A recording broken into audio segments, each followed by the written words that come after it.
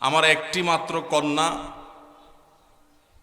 বাসায় তাকে আল্লাহ তাআলা তৌফিকে হাফেজে কোরআন এবং দ্বীনের অন্যান্য বিষয়ের ইলম তাকে শেখাবার তৌফিক আল্লাহ তাআলা দিয়েছেন। আমার এই একমাত্র কন্যাকে আলহামদুলিল্লাহ বরগুনা জেলা আমি বিবাহ দিয়েছি। এই জন্য বরগুনার জেলার মানুষ হয় আমার সঙ্গে তাদের সম্পর্ক তালয়ের সম্পর্ক আর নয় ব্যয়ের সম্পর্ক, দুইটার বাইরে কেউ নাই ইনশাআল্লাহ।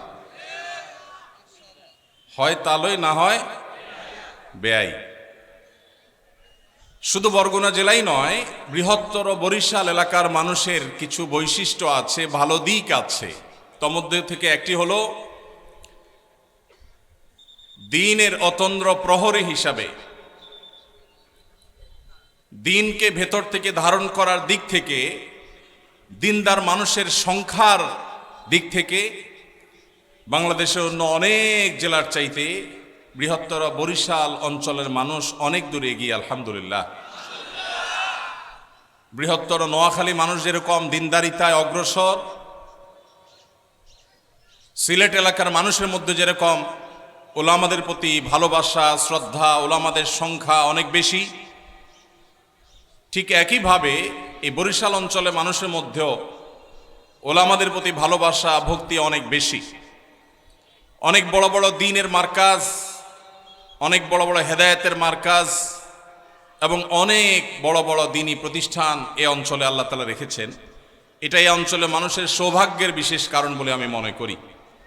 আল্লাহ রাব্বুল আলামিন এই পুরো মাটিকে দ্বীনের জন্য, ইসলামের জন্য কবুল এবং মঞ্জুর করুন। মোহতারাম হাজরিন, আপনারা শেখ আব্দুল হাই মোহাম্মদ সাইফুল্লাহ হাফিজাহুল্লাহর বক্তব্য শুনেছেন মাগরিব থেকে নিয়ে, এবং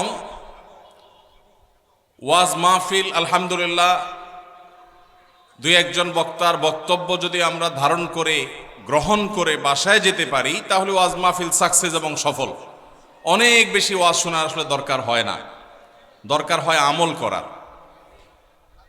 তো যেহেতু আমরা চেষ্টা করি গভীর রাত পর্যন্ত মাহফিল না করতে, বিশেষ করে আজকের এই মাহফিলটি বরগুনা জেলার একেবারে শহরের প্রাণকেন্দ্রে অনুষ্ঠিত হচ্ছে।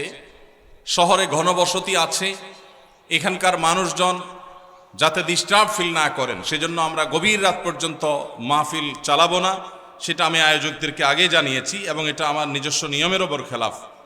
আর গতানুগতিক মাহফিল আমি করিও না, কিন্তু গত মেয়ের বিয়ে হয়েছে থেকে নিয়ে আজও পর্যন্ত এত বছরের মধ্যে এই প্রথম আমার বরগুনায় আসা। তো ব্যয়ের বাড়িতে বেড়ানো আর মাহফিল, কলা বেচা আর মাহফিল করা দুটো একসাথে সারার চেষ্টা করেছি।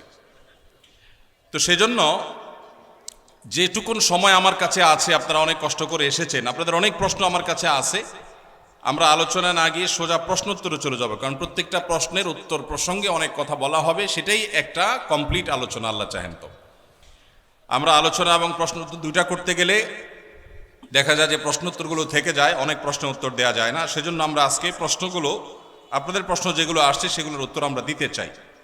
যদিও একটা আমার দুঃখের জায়গা আছে, সেটা হলো আমাদের দেশের মানুষ প্রশ্নোত্তর সেশনকে খোঁচাখুচির সেশন হিসাবে গ্রহণ করেছে। সেটা আপনাদের এই অঞ্চলে একটু বেশি মনে হলো। এখানে নানান দাওয়াতি প্ল্যাটফর্ম আছে, চরমোনাই আছে, সারসিনা আছে, জৈনপুর আছে, জামাত ইসলামী আছে, কওমি উলামায়ে কেরামের মাদ্রাসাগুলো আছে, হেফাজত ইসলাম আছে, আরও নানামুখী দাওয়াতি প্ল্যাটফর্ম আছে, আহলে হাদিসের ভাইরা আছেন। তো বিচিত্র এবং নানাবিধ দ্বীনী প্ল্যাটফর্ম থাকার কারণে প্রত্যেক প্ল্যাটফর্মের কিছু অনুসারীরা তার ভিন্ন মতের প্ল্যাটফর্মের ভাইদেরকে একটু খোঁচা মারার জন্য প্রশ্নের সুরতে আমার কাছে কিছু আলপিন দিয়ে দিছে। উদ্দেশ্য যে ভাই, আমি আমার আরেক মুসলমান ভাই যাকে আমি প্রতিপক্ষ মনে করি, আসলে আমাদের কেউ কারোর প্রতিপক্ষ না, আশরাফ আলী থানভী রহমতুল্লাহ আলাইহির খলিফা হযরত মাওলানা আবরারুল হক সাহেব রহিমাহুল্লাহ তিনি বলতেন, दीन के हर काम करने वालों को रफीक समझो फरीक ना समझो। যারাই আল্লাহর দ্বীনের কাজ করবে তাদের সবাইকে আমরা বন্ধু মনে করব, প্রতিপক্ষ মনে করব না। আমার একটা পথ আছে, আপনার আরেকটা পথ। আমি একটা উপায়ে কাজ করি, আপনি আরেকটা উপায়ে কাজ করেন। উদ্দেশ্য আমাদের একটাই, আমাদের সবার বন্ধু আল্লাহ আর আমাদের সবার শত্রু শয়তান। এটা নিয়ে আমাদের কারোর মধ্যে কোনো মতপার্থক্য আছে? যত সিলসিলা আছে, যত দরবার আছে, যত দ্বীনি দাওয়াতি প্ল্যাটফর্ম আছে, যত চিন্তার মুসলমান আমরা এখানে আছি, আমাদের বিভিন্ন বিষয়ে মতপার্থক্য থাকলেও আমাদের মূল বন্ধুকে, মূল শত্রুকে এটা নিয়ে কোনো ভিন্ন মত আছে? শুধু পার্থক্য হলো যে আমাদের শত্রু ইবলিস, তাকে দমন করবার জন্য, তার শয়তানি বন্ধ করবার জন্য কে কোন উপায়ে কাজ করব। আমাদের বন্ধু আল্লাহ, তাকে খুশি করার জন্য কে কিভাবে চেষ্টা করব, এটা নিয়ে আমাদের মত পার্থক্য আছে। আপনি বলেন এক নিয়ম, আমি বলি আরেকটা, উনি বলেন আরেকটা, আমাদের নানাবিধ মত আছে। আমাদের মূল বিষয়ে কোনো মত পার্থক্য নাই। তাহলে আমরা একে অন্যকে খোঁচাখুচি করলে এটা কি দ্বীনের কাজ হবে না দ্বীন আরো ক্ষতিগ্রস্ত হবে? আল্লাহ তাআলা আমাদেরকে বুঝার তৌফিক দান করুন। ভাইরা আমার, একটি উদাহরণ আমি বিভিন্ন সময় দেওয়ার চেষ্টা করি। কোথাও যদি একটি সাপ চলে আসে, বিষাক্ত সাপ, বিষধর সাপ, সেখানে আমরা ধরেন 4-5 জন মানুষ আছে, ধরুন এই স্টেজে আসলো একটা সাপ, ওদিক থেকে আসতেছে, আমরা দেখতেছি স্টেজের দিকে। এখন আমরা কয়েকজন মানুষ এখানে স্টেজে আছি, সব আলেম ওলামা, একজন জোনপুরি, একজন চরমোনা, একজন জামাত ইসলাম, একজন আহলে হাদিস, একজন আরেকজন আরেকটা। এখন সাপ আসছে দেখে আমরা সবাই একমত যে সাপটা আমাদের শত্রু, আমাদেরকে ছোবল দিবে, বিষধর সাপ আমাদেরকে মেরে ফেলবে। অতএব এই শত্রুর শত্রুতা বন্ধ করার জন্য আমরা সবাই একমত, নাকি? নাকি কেউ বলে না এই সাপ আল্লাহর ওলি, সে এসে বিসমিল্লাহ বলে ছোবল দিবে, তাকে সুযোগ দেওয়া হোক, এটা বলবে কেউ? সবাই বলবে আমাদের শত্রু। এরপর নিজেদের মধ্যে মতপার্থক্য দেখা দিল। ভাই বলতেছেন এই সাপ, এই বিষাক্ত সাপের ক্ষতি থেকে আমরা স্টেজে যারা আছি, আমরা যদি বাঁচতে হয় তাহলে আমরা আশেপাশে একটা লাঠি খুঁজতে হবে শক্তিশালী, প্রয়োজনে ক্যামেরাম্যানদের ক্যামেরার একটা ডার্ট ব্যবস্থা করতে হবে, দিয়া ওর মাথায় বাড়ি মারতে হবে, তাহলে সে শত্রু শেষ হয়ে যাবে। এটা উনি বলতেছেন। শত্রু দমন করতে হবে কি দিয়া? লাঠি দিয়া। সাইফুল্লাহ ভাই বলতেছে না, লাঠি দিয়া দমন করলে হবে না। আপনার মাথা ঠিক আছে ভাই, লাঠি দিয়া মারতে গেলে তো কাছে যাওয়া লাগবে, তখন তো সে ছোবল দিয়ে দিবে। তাহলে কি করতে হবে? সাইফুল্লাহ ভাই বলতেছে এখানে ডিউটিরত পুলিশ ভাইরা আছেন, জেলা পুলিশের ভাইরা আছেন, ওনাদের হাতে পিস্তল আছে। তাহলে যে কোনো একজন পুলিশ ভাইকে বলতে হবে ভাই পিস্তলটা দেন, আগে সাপ মারে লই, যান বাঁচাই। বা পুলিশ ভাইকে দিয়া বলতে হবে ভাই ওরে গুলি করে মানুষ বাঁচান, তাহলে পিস্তল দিয়া দূর থেকে মেরে দিব, ঝামেলা শেষ। উনি বলতেছেন না, ওনার পুলিশ ভাইয়ের পিস্তলের গুলির হিসাব দিতে হবে, তার উপরের ওর নির্দেশ ছাড়া গুলি করতে পারবে না, নানান যা ঝামেলা আছে, এতক্ষণ তো সাপ আমাদেরকে মেরে ফেলবে। তাহলে কি করবে? উনি বলতেছে এসব কারবার নাই, লাঠিও চলবে না, পিস্তলও চলবে না। তাহলে কি চলবে?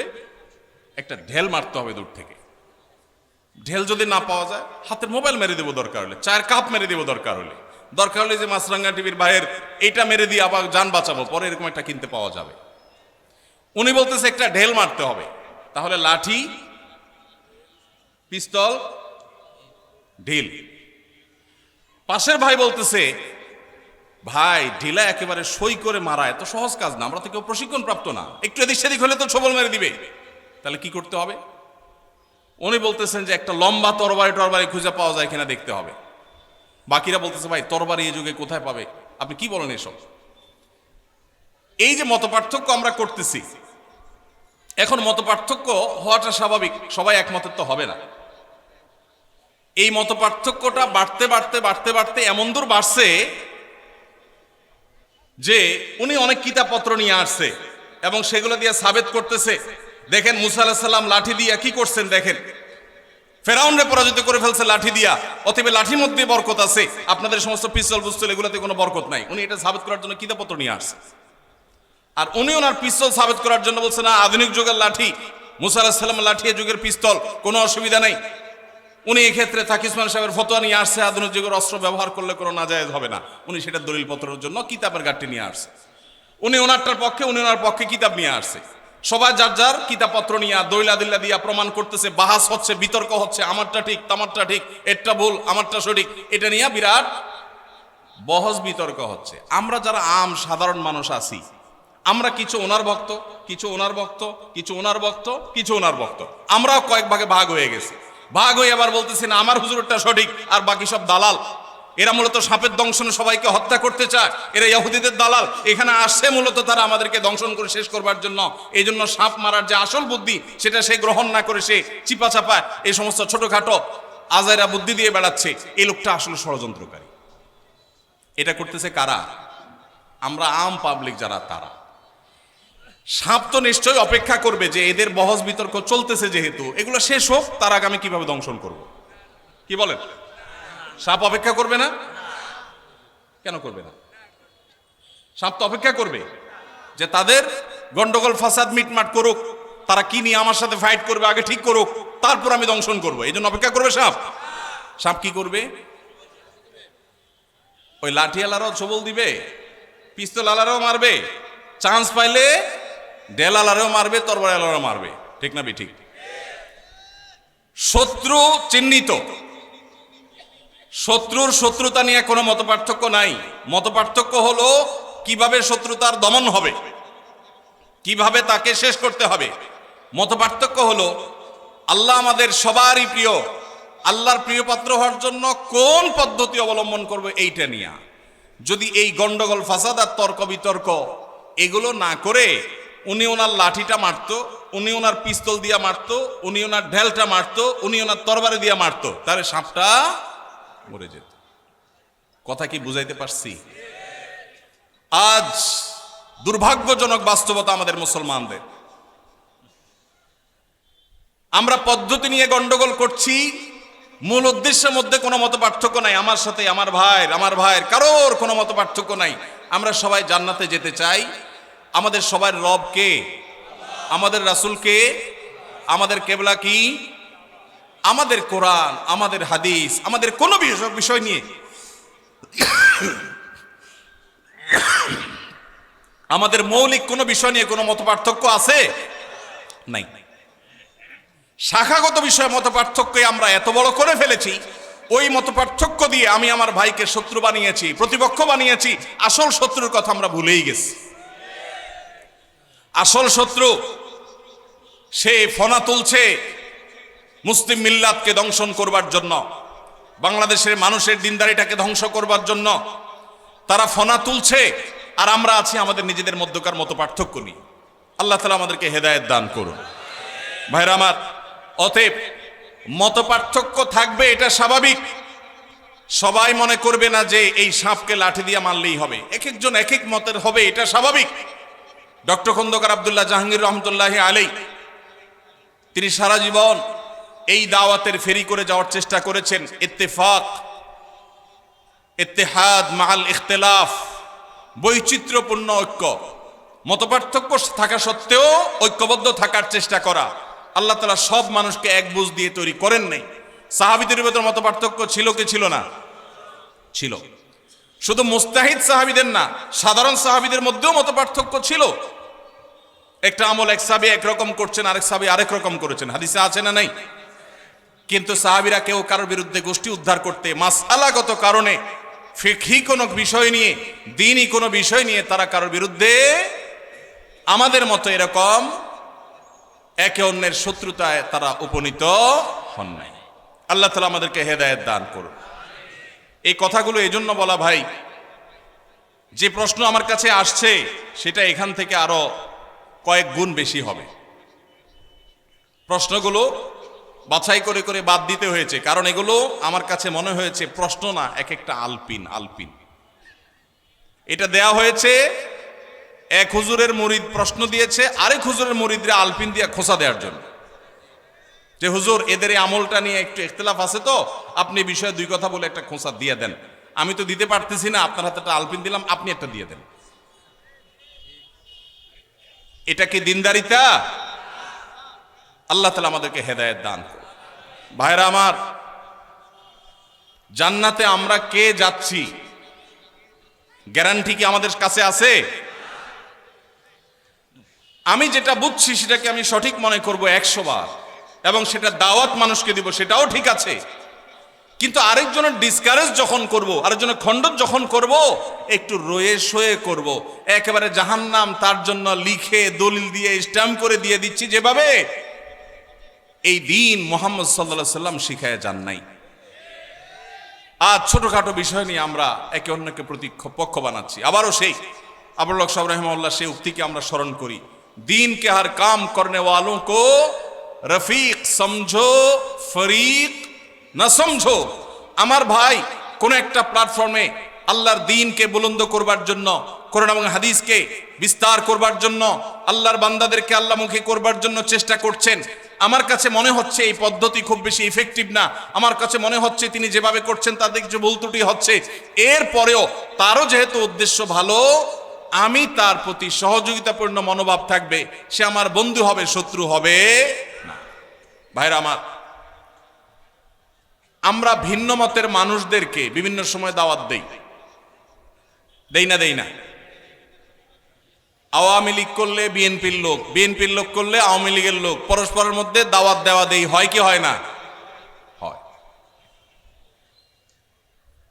এমনকি একই মার্কেটে ব্যবসা করছে, পাশাপাশি দোকানদার, নিজেদের মধ্যে কম্পিটিশন আছে, এরপরেও কিন্তু তারা একে অন্য একসাথে বসে খায়, দাওয়াত দেয়, আছে না নাই? দুর্ভাগ্য আমাদের, এক পীরের মুরিদ আরেক পীরের মুরিদকে দাওয়াত দিয়া সাধারণত খুব কমই খাওয়ায়। অনেক আল্লাহর বান্দা আছেন, কিন্তু আমাদের অনেকের কলিজা এত ছোট যে আমরা অন্য আরেকজনকে দাওয়াত দিলে মনে করি আমার বোধহয় ঈমান আমল শেষ হয়ে যাবে। ঠিক না ভাই? ঠিক। এক মতের মুসলমান অন্য মতের মুসলমানকে দাওয়াত দিলে মনে হয় তার জাত চলে যাবে। ঠিক না ভাই? ঠিক। ভাইরা আমার, আমাদের মাহফিলগুলো, আমাদের দ্বীনি আয়োজনগুলো পারস্পরিক সহযোগিতাপূর্ণ মানসিকতা থাকতে হবে। সময় হয়েছে কাঁধে কাঁধ মিলাবার, সময় এসেছে বুকে বুক মিলাবার। আর কতকাল শক্তি ক্ষয় করবেন নিজেদের মধ্যে? শক্তি ক্ষয় করুন কমন শত্রুর বিরুদ্ধে। এই দেশ, এই মাটি মুসলমানদের। এদেশে যত জুলুম, নির্যাতন, নিষ্পেষণ, এগুলো সবচেয়ে বেশি সয়েছে মুসলমানেরা আল্লাহ এবং তার রাসূলের আনুগত্যের কারণে। এরপরও যদি আমরা পরস্পরের সাথে কাঁধে কাঁধ মিলিয়ে কাজ না করি, আপনি আপনার উপায়ে কাজ করবেন ভাই, আমি আমার উপায়ে কাজ করব। আমি আপনারটাকে সঠিক মনে করি না, কিন্তু তাই বলে আপনাকে আমি শত্রুও মনে করি না, কারণ আমাদের উভয়ের গন্তব্য এক। আল্লাহ আমাদেরকে এক এবং নেক হওয়ার তৌফিক দান করুন। উর্দুতে একটা কথা আছে, তুম এক नहीं होगे जब तक तुम नेक नहीं होगे। ততক্ষণ পর্যন্ত আমরা ঐক্যবদ্ধ হইতে পারবো না যতক্ষণ পর্যন্ত আমরা ভালো মানুষ না হব। ভাইরা আমার, কোরআন এবং হাদিস যদি আপনি খোলেন, দেখবেন মঞ্চের চতুর্দিকে ওলামায়ে কেরাম আছেন। আপনি কোরআন হাদিসের দিকে তাকালে দেখবেন আল্লাহর কাছে সবচেয়ে প্রিয় মুসলমান সে যে মুসলমান আখলাক সবচাইতে সুন্দর। মা মিন শাইইন ইউদাউ ফিল মিজানি ইয়াউমাল কিয়ামাতি আসকালু মিন হুসনিল খুলুক। উত্তম আখলাকের চাইতে ওয়েটফুল কোন আমল মিজানে পাল্লায় আর উঠবে না। সেখানে আমি আমার ভিন্ন মতের মুসলমান ভাইয়ের সাথে উত্তম আচরণ, হাসি মুখে কথা বলতে পারা, তাকে একটু দাওয়াত দেওয়া, তার দাওয়াতে একটু যাওয়া, এটুকু করতে পর্যন্ত আমি কার্পণ্য করি, আমি আর যাই হোক কোনো ভালো আখলাকের মুসলমান হতে পারবো না। ভাইরা আমার, মুসলমানদের যে কমন এবং চিহ্নিত শত্রুরা আছে, সংখ্যায় গোনা যাবে, এত কম বাংলাদেশে, অথচ এদের মধ্যেও পারস্পরিক বহু ইখতিলাফ আছে, মতপার্থক্য আছে, তারপরও তারা দেখবেন কাঁধে কাঁধ মিলিয়ে একে অন্যের সহযোগিতা করছে।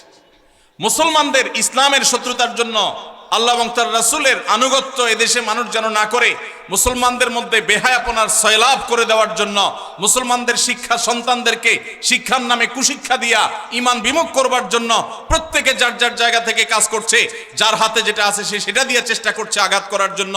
আর আমরা মুসলমানরা লেগে আছি নিজেদের মধ্যকার মতো পার্থক্যগুলো নিয়ে, নিজেরটাকে সাব্যস্ত করে আরেকজনেরটাকে খণ্ডন করার জন্য শক্তি ক্ষয় করছি।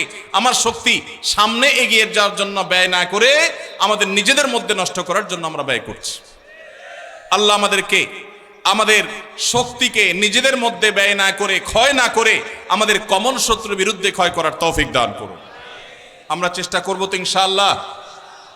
দিলগুলোকে বড় করতে হবে। ছোট দিলের মানুষ কখনো ভালো মুসলমান হতে, আপনি তাহাজ্জুদ গুজার হতে পারেন,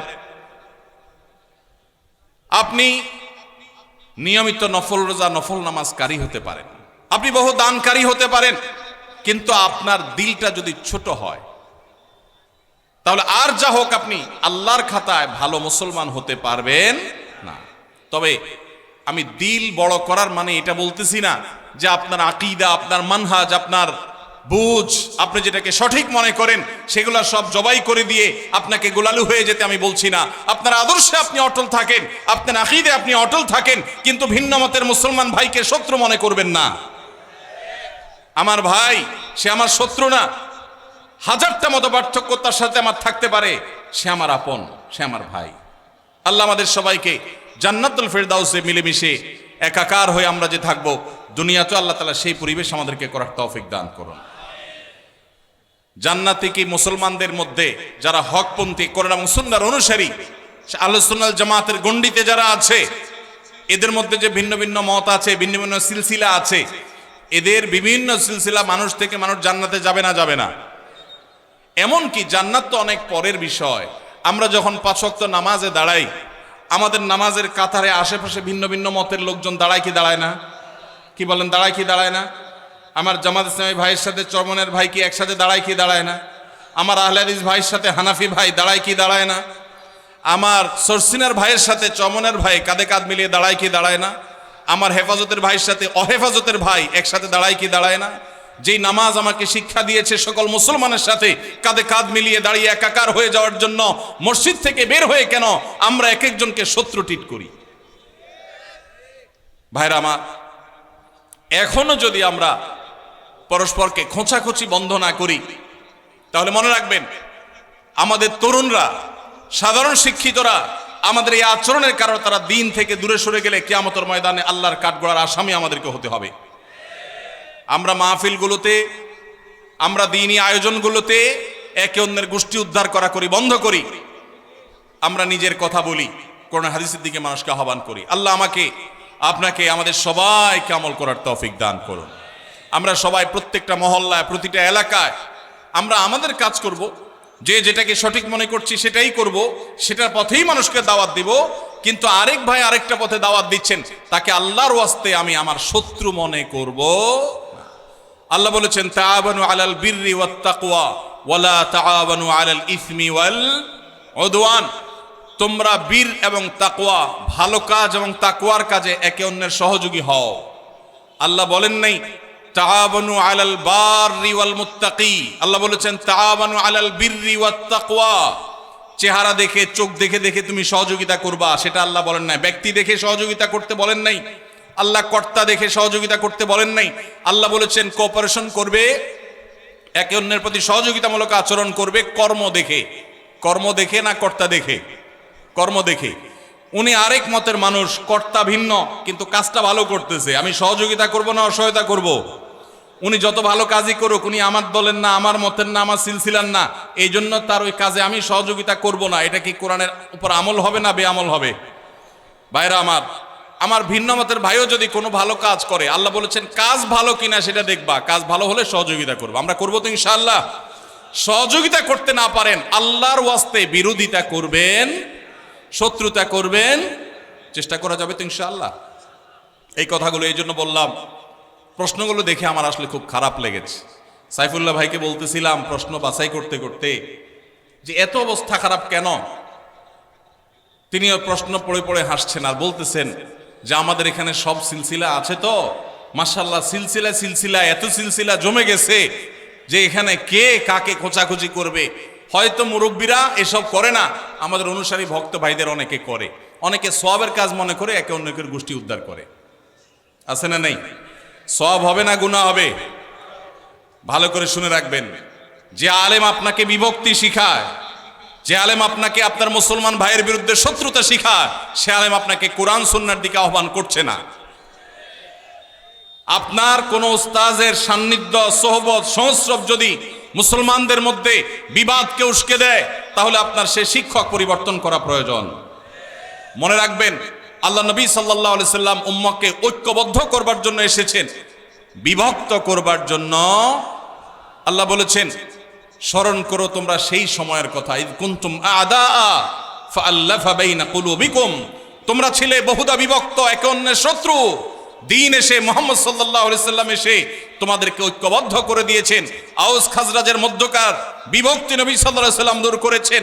আমরা যেখানে যাব আমরা ঐক্যের জয়গান গাইব, ঐক্যের জন্য আহ্বান করব, ভিন্নমতের ভাইদেরকে আমরা মেলাবার চেষ্টা করব, আমরা বিভেদকে বাড়াবো না, পারলে বিভেদ কমাবো। ডক্টর খন্দকার আব্দুল্লাহ জাহাঙ্গীর রাহমাহুল্লাহ বলতেন, মুসলিম জাতির মধ্যে ঐক্য সৃষ্টি করার মতো পাওয়ার আমার হাতে নাই, এত ক্ষমতা আমার হাতে নাই, তবে একটা কাজ আমি পারি, আমার ভাইদের মধ্যে যে এমনিতে বিভিন্ন বিষয় নিয়ে বিভক্তি হয়ে গেছে, নতুন করে সেই বিভক্তির মধ্যে কেরোসিন যাতে না ঢালা হয়, আমি সে ব্যাপারে সতর্ক থাকব। আমার কোনো কথার কারণে, আমার কোনো আচরণের কারণে আরেকটা যেন বিভক্তি না হয়, সেই চেষ্টা করব। আমরা সবাই এটা আমল করার চেষ্টা করবো তো ইনশাআল্লাহ। পাড়ায় পাড়ায়, মহল্লায় মহল্লায় সব ভিন্ন মতের মুসলমানদেরকে ভাই মনে করেন। এই যে 14ই ফেব্রুয়ারি আসছে, বিশ্ব বেহায়া দিবস আসছে, বিশ্ব জেনা দিবস আসছে, আপনি আপনার মতো দাওয়াতি কাজ করুন, আমি আমার মতে করি, ওনার মতো করুন। আমার কলেজের ভাইদেরকে, আমার ইউনিভার্সিটি ভাইদেরকে দাওয়াত দেন, দাওয়াতের অ্যাপ্রোচে যান, দাওয়াতের অ্যাপ্রোচে গিয়ে তাদেরকে বিনয়ের সাথে বুঝান, মানুষকে সতর্ক করেন, উম্মাহকে বাঁচানোর চেষ্টা করেন। তা না হলে এই মাটিতে, এই ভূখণ্ডে আমাদের সন্তানরা তারা দ্বীনি চেতনা নিয়ে টিকে থাকা চ্যালেঞ্জিং ব্যাপার হয়ে দাঁড়াবে। এখনই ইতোমধ্যে যে পরিবেশ হয়েছে, সামান্য কিছু শত্রু, আমাদের মুসলমানদের শত্রু, মুসলিম বিদ্বেষী, ইসলাম বিদ্বেষী, হাতে গোনা কিছু, তারা আমাদের সন্তানদের চরিত্র নষ্ট করার জন্য হাজারটা আয়োজন করে ফেলেছে। আমরা নিজেদের মধ্যে বিভক্তিতে লিপ্ত। আমরা যদি ওই যে যার কাছে যা আছে সে যদি সেই উপায়ে নেমে যেত, তবলিগের ভাই গাছতে বের হয়ে গেছে কেন? ভ্যালেন্টাইন ডে এর অপসংস্কৃতিকে থামাবার জন্য। আরেক ভাই লিফলেট বিতরণে বের হয়ে গেছে কেন? ভ্যালেন্টাইন ডে এর অপসংস্কৃতিকে থামাবার জন্য। আরেক ভাই মাহফিলের মঞ্চে কথা বলছে কেন? এই অপসংস্কৃতির সবল থেকে আমার তরুণ প্রজন্মকে বাঁচাবার জন্য। তাহলে প্রত্যেকে যদি যার যার জায়গা থেকে আমরা অ্যাক্টিভ হই, ইনশাআল্লাহ অন্যায় এদেশে কোনো অবস্থাতে স্থান পেতে পারে না। আল্লাহ আমাদের সবাইকে কাঁধে কাঁধ মিলিয়ে কাজ করার তৌফিক দান করুন। আপনাদের প্রশ্নের দোষ ধরাতে আপনারা কি রাগ করেছেন?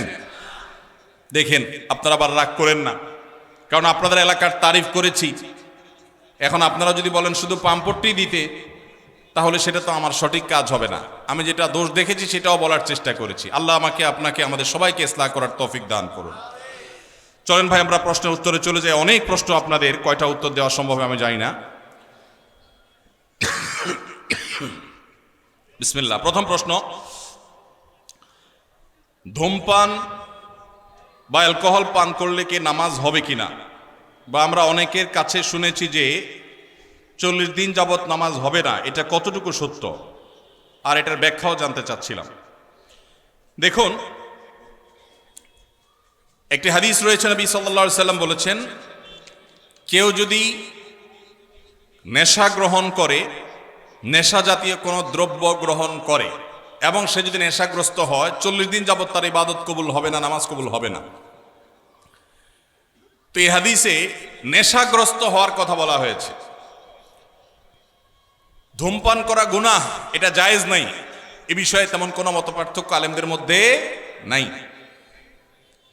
আপনারা জানেন আমাদের দেশে কয়েকটা রোগের কারণে মানুষের মৃত্যুর হার, স্বাভাবিক মৃত্যুর হার কমে ভয়াবহভাবে মৃত্যুর হার বেড়ে চলেছে। এর মধ্যে অন্যতম হলো ক্যান্সার। আমাদের সমাজে আগে এক একটা ইউনিয়নে একজন ক্যান্সারের রোগী খুঁজে পাওয়া কঠিন হতো, এখন ঘরে ঘরে ক্যান্সারের রোগী। আপনি খোঁজ খবর নিলে দেখবেন 2-4-5টা ফ্যামিলির মধ্যে আত্মীয় স্বজনের চেইনের মধ্যে একজন না একজন ক্যান্সার রোগী পাওয়া গেছে। ক্যান্সারের যত কারণ আছে এর মধ্যে সবচেয়ে বড় কারণ হলো এই মাদক। এমনকি যারা পানের সাথে জর্দা খান, সাদা পাতা খান, ক্যান্সারের কারণ। ডাক্তাররা সতর্ক করেন কিন্তু আমরা শুনি না। যারা ধূমপান করছেন তারা নিজেদেরকে ধ্বংসের দিকে ঠেলে দিয়েছেন। এই জন্য এটাকে সারা বিশ্বের সমস্ত ওলামা একরাম ঐক্যবদ্ধভাবে এটাকে নাজায়েজ বলেছেন।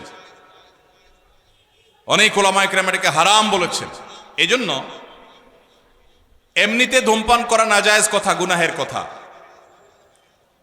পাশাপাশি কেউ যদি নেশাগ্রস্ত হয়ে যায় তাহলে তার 40 দিনের ইবাদত কবুল হবে না, সে কথাও হাদিসে আছে। বিধায় এটা থেকে বেঁচে থাকা দরকার।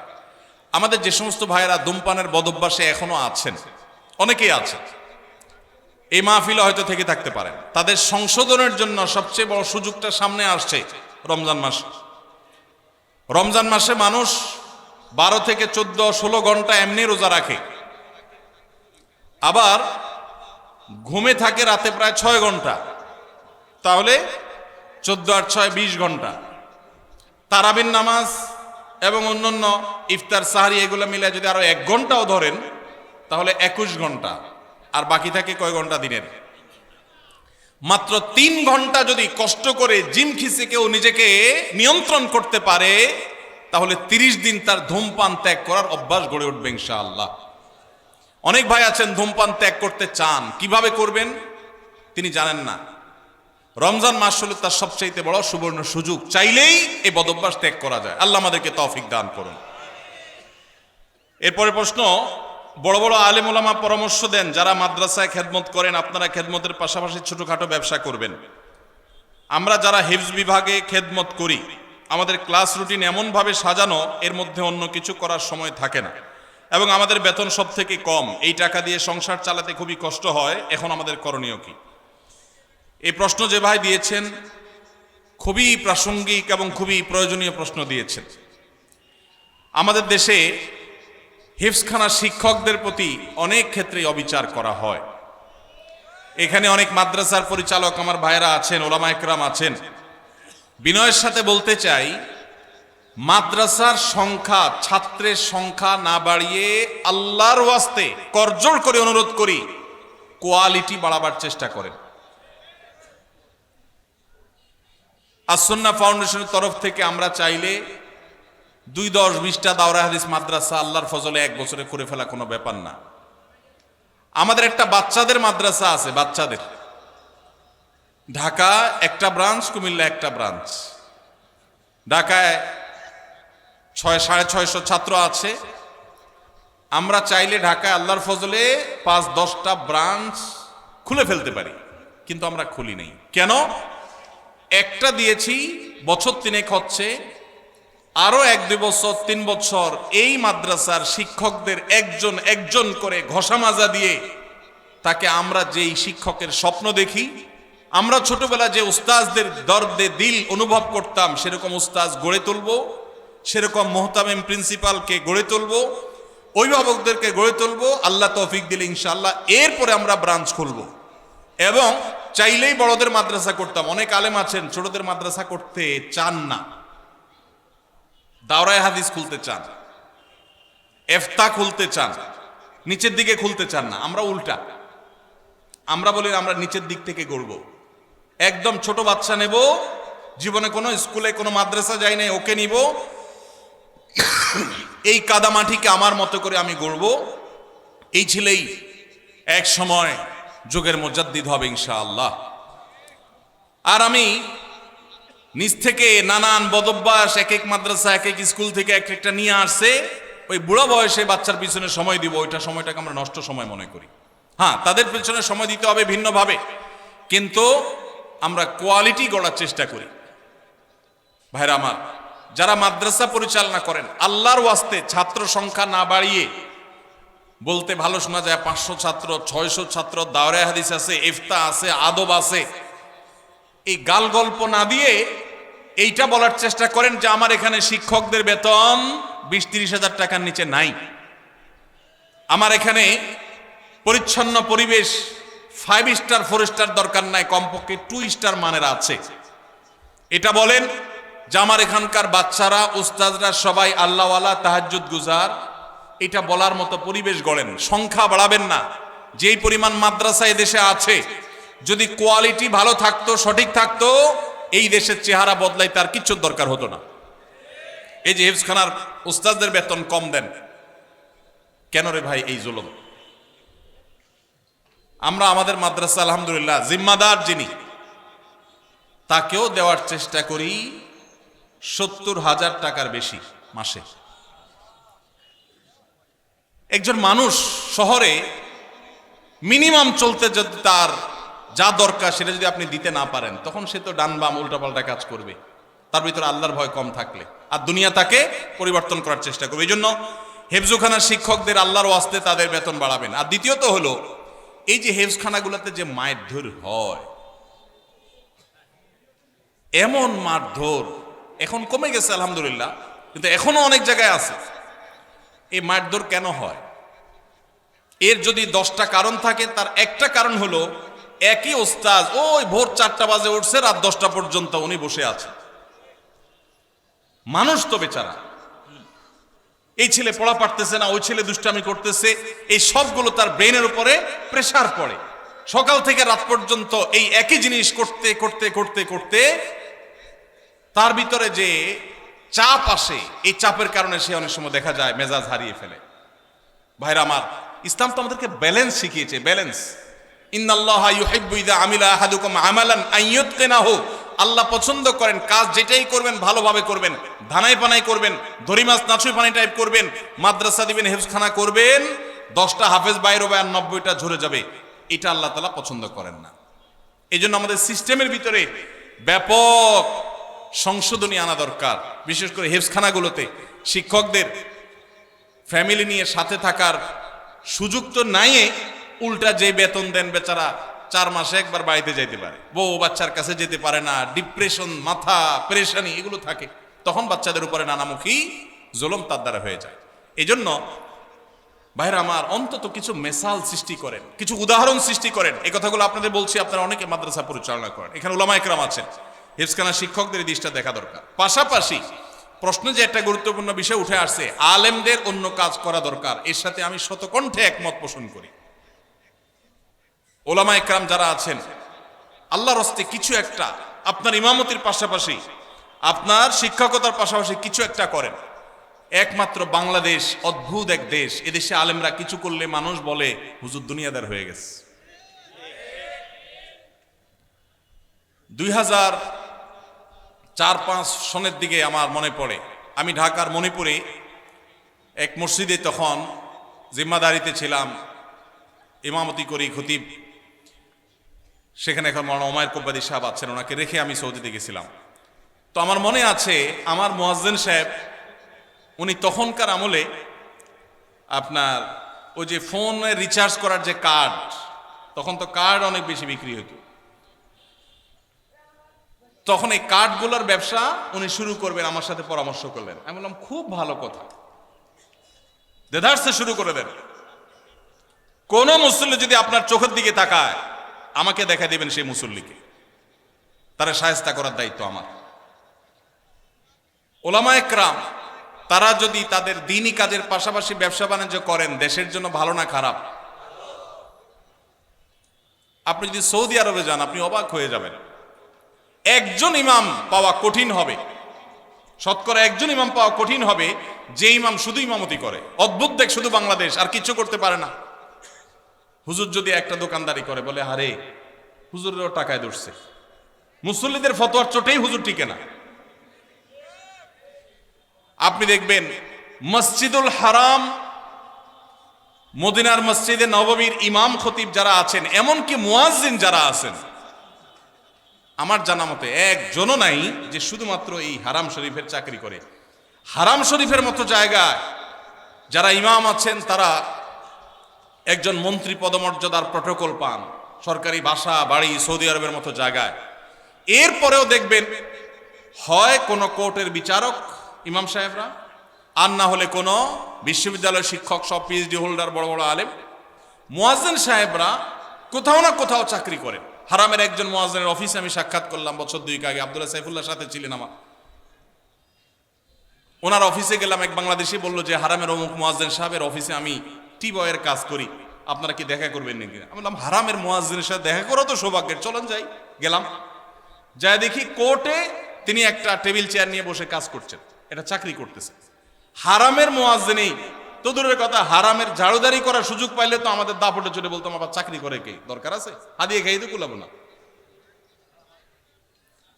আপনি যদি দারুল দেওবন্দ যান, আপনি দেখবেন দেওবন্দ মাদ্রাসার শিক্ষকদের কারোর হয়তো বুক বাইন্ডিংস এর দোকান আছে, কারোর হয়তো দাওয়াখানা আছে।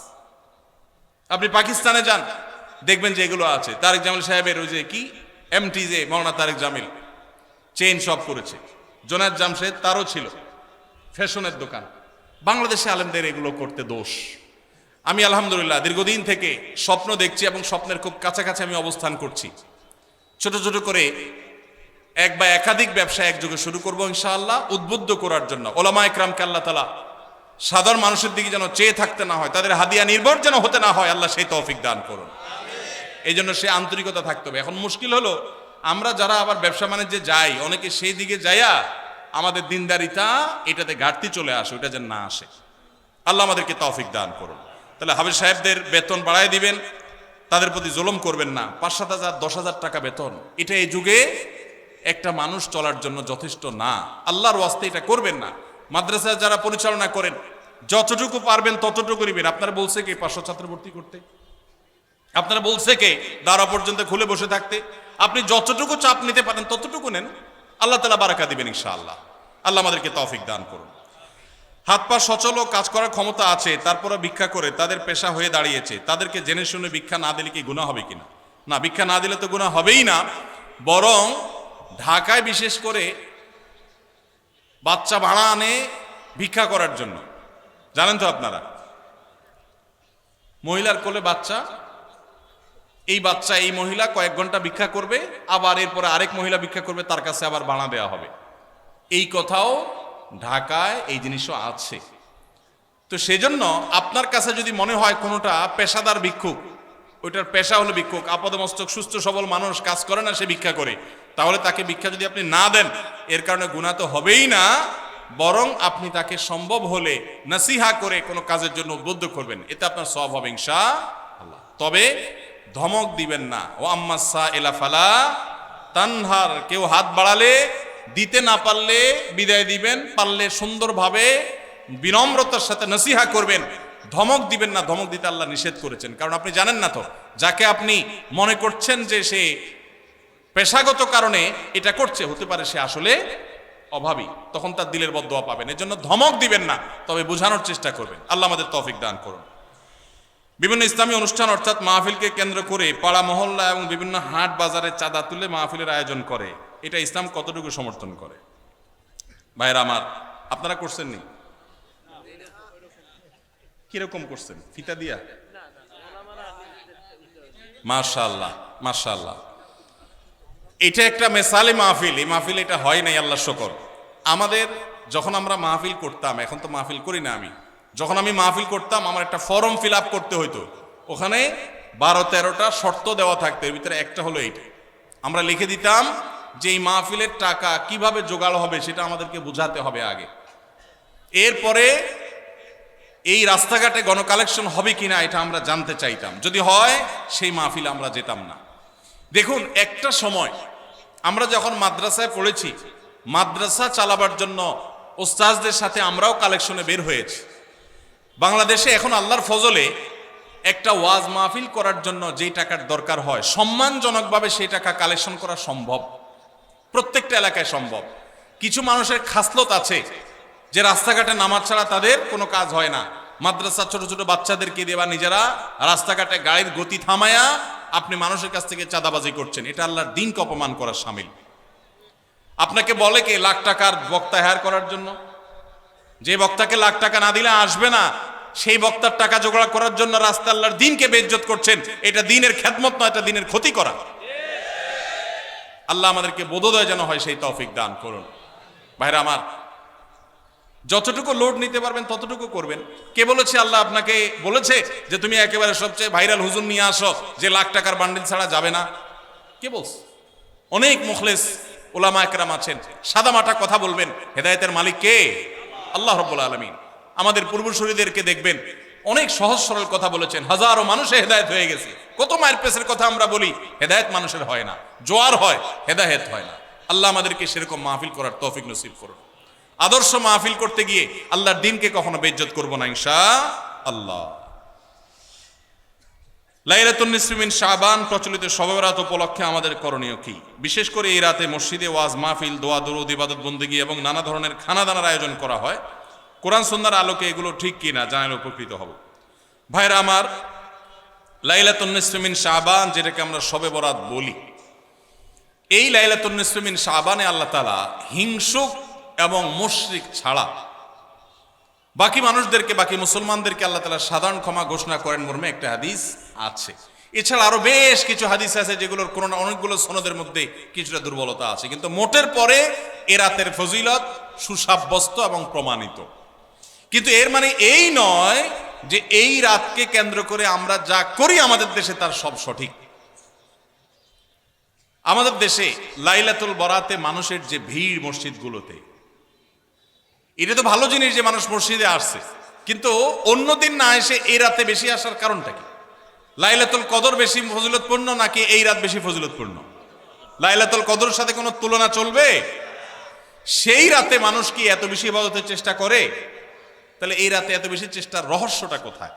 রহস্য হলো আমাদের দেশে মানুষ মনে করে যে এই রাতে ভাগ্য ঠিক হয়, অতএব সারা বছর যাই করি না করি এই একটা রাত মসজিদে গিয়া আল্লাহ বিল্লাহ করে যদি সারা বছরের ভাগ্যটা ঠিকঠাক করা যায়, এরপর আর মসজিদে যায় কেনা। এই চালাকি করলে কি ভাগ্য ঠিক হয়ে যাবে? ভাইরা আমার, লাইলাতুন নিসফি মিন শাবানকে কেন্দ্র করে বহুবিধ বিদআত, বহুবিধ বাড়াবাড়ি, বহুবিধ কুসংস্কার আমাদের সমাজে আছে। এক সময় তো প্রচুর পরিমাণ পটকা ফুটাফাটি চলতো। আলহামদুলিল্লাহ, প্রশাসনের ভাইয়েরা প্রতি বছর নিষেধাজ্ঞা আরোপ করেন এবং এটা অনেকটা কমেছে, যেটা আমাদের নিরাপত্তা হুমকির মধ্যে আমাদেরকে ফেলে। দ্বীনের নামে আমরা কখনো সেগুলো করতে পারি না।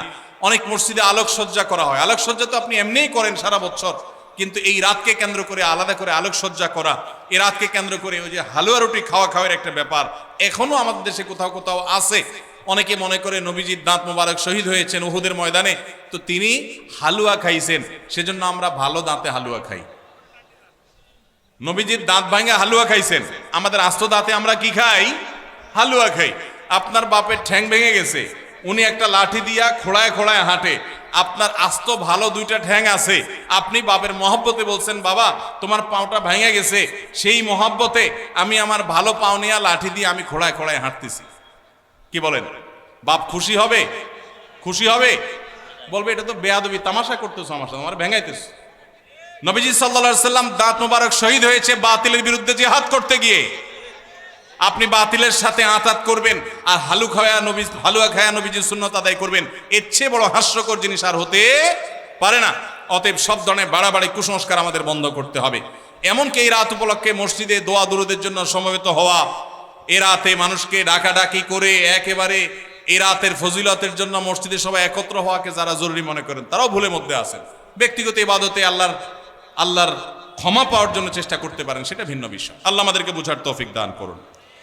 আমাদের দেশে কেউ মারা গেলে চল্লিশা বা জমাত খাওয়ানো হয়, এটা জায়েজ আছে কিনা? ভাইরা আমার, বাংলাদেশের সবচেয়ে শক্তিশালী বেদাত হলো এই বেদাত। এর চেয়ে বড় শক্তিশালী বেদাত এ দেশে আর নাই। এই ঠিক বলা মানুষ বহু লোক আছে জমাত খায় বেড়ান। এই বরগুনার আমাদের অফিসে কিছু স্টাফ আছে, বরগুনার 2-3 জন আমার পরিচিত। তো এরা, আমি শুনছি যে তাদের একটা গ্রুপ খুলছে, তারা ফেসবুকে না যেন হোয়াটসঅ্যাপে গ্রুপ খুলছে, জমাত খাওয়ার গ্রুপ। কোথায় কখন কে মরে, কোথায় কার মরার খাওয়ান হয়, ওই গ্রুপে জানাই দিলে সবাই দলে দলে সেখানে চলে যায়। এটা তারা এক এক ইউনিয়নের এক একজন মিলে এটা করছে যাতে কোনো ইউনিয়নের জমাত যাতে মিস না হয়। তো ভাই, এটা হলো সবচেয়ে শক্তিশালী বিদআত। কেন? আমি একটা কথা প্রায় বলি, আপনি গুগলে গিয়ে, সবার হাতে হাতে এখন আজকাল মোবাইল আছে, স্মার্টফোন আছে, গুগলে গিয়া শ্রাদ্ধ লিখে সার্চ দিবেন, তালিবেশ্বর রফালা আকার দয়ের পিঠে বড় ধ, শ্রাদ্ধ। শ্রাদ্ধ লিখে যদি আপনি সার্চ দেন, আপনি দেখবেন সার্চের যে রেজাল্ট আসবে আপনার চোখ খুলে দিবে। কি? হিন্দুদের মধ্যে একটা ধারণা আছে, সেটা হলো যদি কোনো মানুষ মারা যায়, যে মারা যায় তার মৃত্যুর পর এলাকাবাসী আত্মীয় স্বজন সবাইকে দাওয়াত দিয়ে না খাওয়ানো হলে ওই লোক স্বর্গে সোনা দানা পায়, খাওন পায় না, সে না খায় কষ্ট করে। এই জন্য ওই লোকের জন্য যে খানা দানার আয়োজন করে ওই অনুষ্ঠানের নাম হলো শ্রাদ্ধ। ওইটার নাম কি ভাই? শ্রাদ্ধ। গুগল করে দেখেন, পেয়ে যাবেন হাতের কাছে। আমাদের সাবকন্টিনেন্টে যেহেতু হিন্দু ভাইদের সাথে আমাদের সামাজিক সহাবস্থান আছে, তারা তাদের ধর্ম পালন করেন।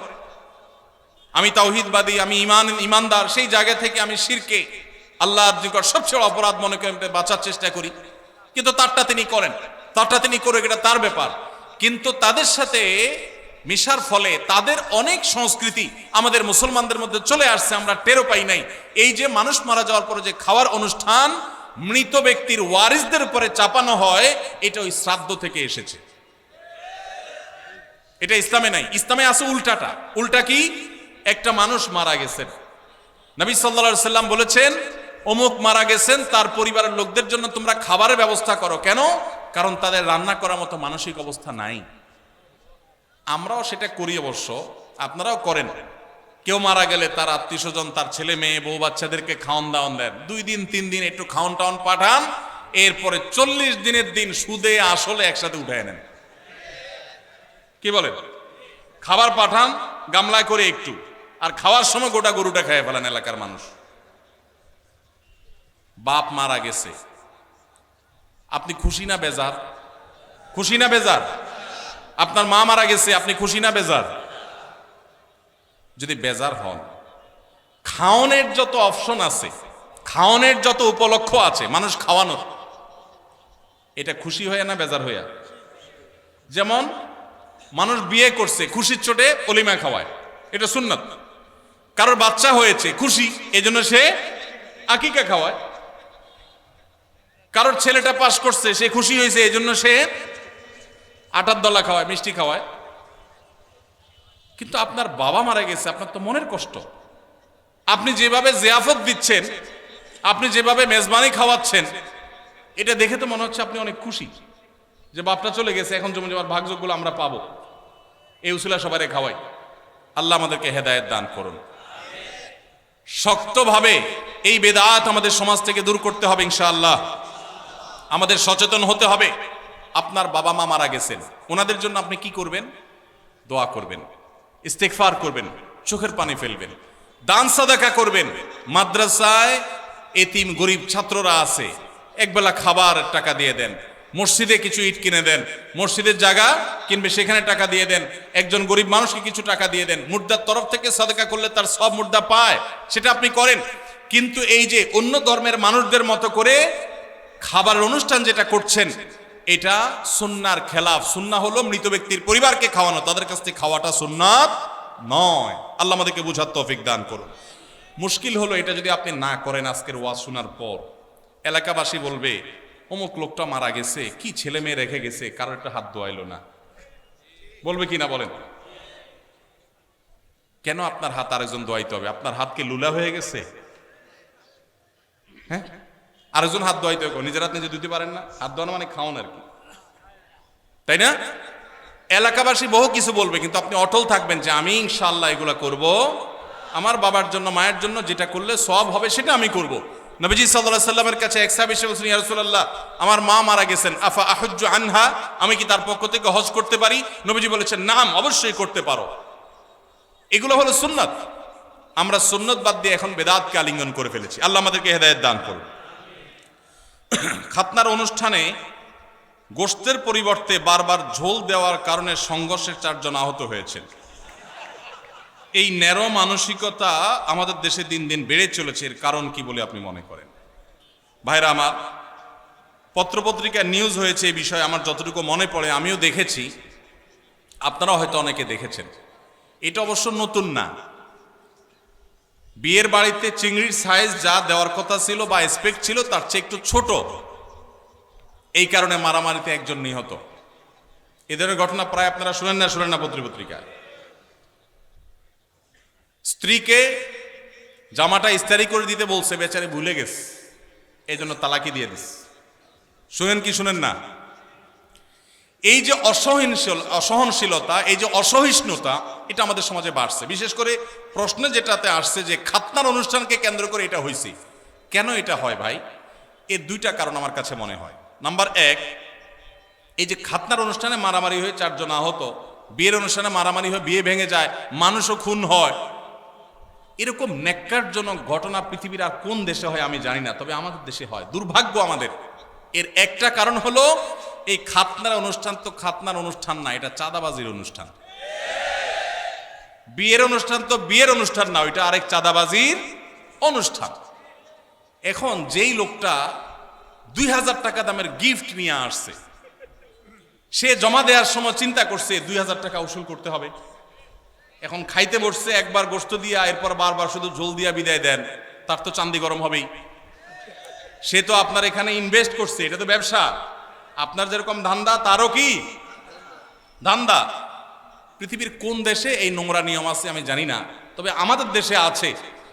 আমরা জানি রেস্টুরেন্টে এটা হয়, রেস্টুরেন্ট, ভাড়ার বিনিময়ে আরাম, রেস্টুরেন্ট।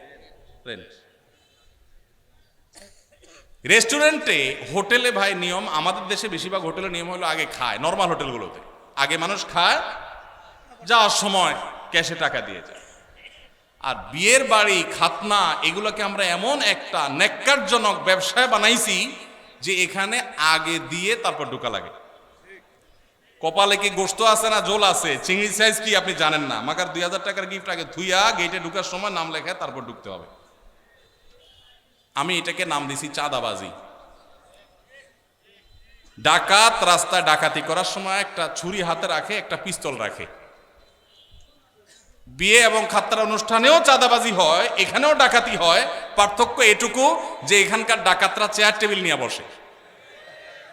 বুঝেন নাই কথা?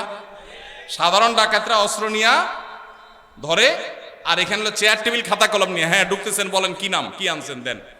এই জন্য এই সমস্ত দাওয়াত পাইলে মানুষের মন খারাপ হয়। অনেক মধ্যবিত্ত, নিম্ন মধ্যবিত্ত মানুষ আছে, নিজে চলতে কষ্ট হয়, কিন্তু বিয়ের একটা কার্ড ধরাই দিছে, খাতনা একটা কার্ড ধরাই দিছে, না গেলে বলবে বকিল, আর গেলে টাকা দিতে হবে। খাবে না 500 টাকা, দিতে হবে 2000 টাকা।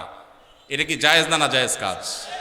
যুবক ভাইয়েরা যারা বিবাহ করেন নাই, বাবাজিরা যারা ছেলে মেয়েকে বিবাহ করাবেন, আল্লাহর ওয়াস্তে দীপ্ত কণ্ঠে শপথ করেন এবং মনে মনে সংকল্প করেন, আমরা ইনশাল্লাহ এই অনাচার এই সমাজ থেকে দূর করব। আপনি খাতনা করাবেন, খাতনা অনুষ্ঠান করবেন, কয়েকজন মানুষকে মেহমানদারি করবেন, ভালো জিনিস খাওয়ান, অসুবিধা নাই তো, কোনো আলেম নিষেধ করেন নাই তো এটা। কিন্তু আপনি সেটাকে ব্যবসা বানায় নিছেন। আপনার যদি খাবারের ব্যবসা করার এত প্ল্যানই থাকে, এই দাওয়াতের নামে নাটক না করে আপনি রেস্টুরেন্ট খুলে বসেন, খানা বেচবেন, 500 টাকার খানা খাওয়াবেন, হাদিয়া নেবেন 2000।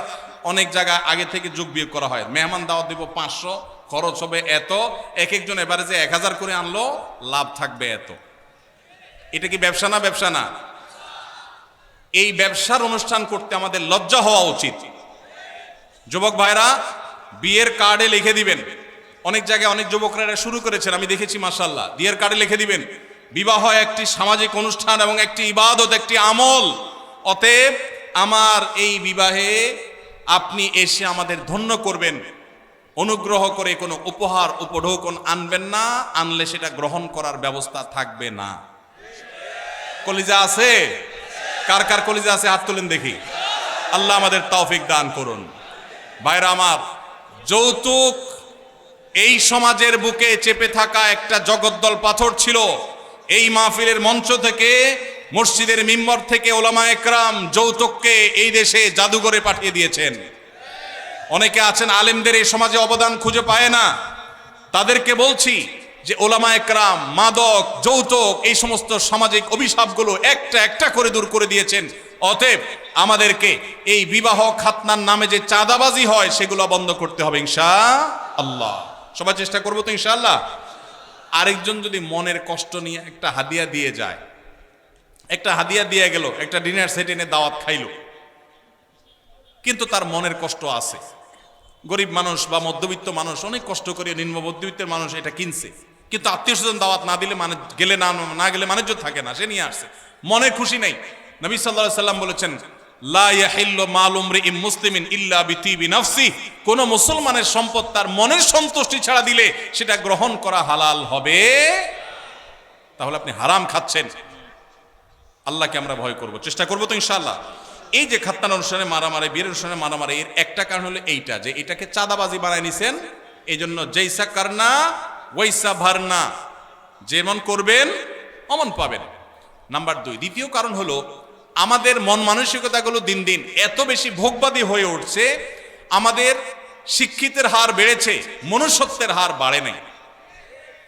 আমাদের দেশে শিক্ষিত মানুষের হার বেড়েছে, ভালো মানুষের হার বাড়ে নাই, কমেছে। যার কারণে সর্বত্র দেখবেন দুর্নীতি, অপশাসন, অন্যায়, অনাচার ভরে গেছে।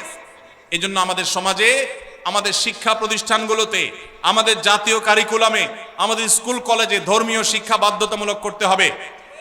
এগুলো আমাদের সন্তানদেরকে মনুষ্যত্ব শিখাবে, নৈতিকতা শিখাবে, আদর্শ শিখাবে। যতদিন আমাদের শিক্ষা প্রতিষ্ঠানগুলোতে, পরিবারগুলোতে দ্বীনের চর্চা ছিল, ততদিন মানুষ এত নিচে নামে নাই, আলহামদুলিল্লাহ। এখন দিনদারিতা কমছে, মানুষ পশুত্বকে হার মানিয়ে দিচ্ছে।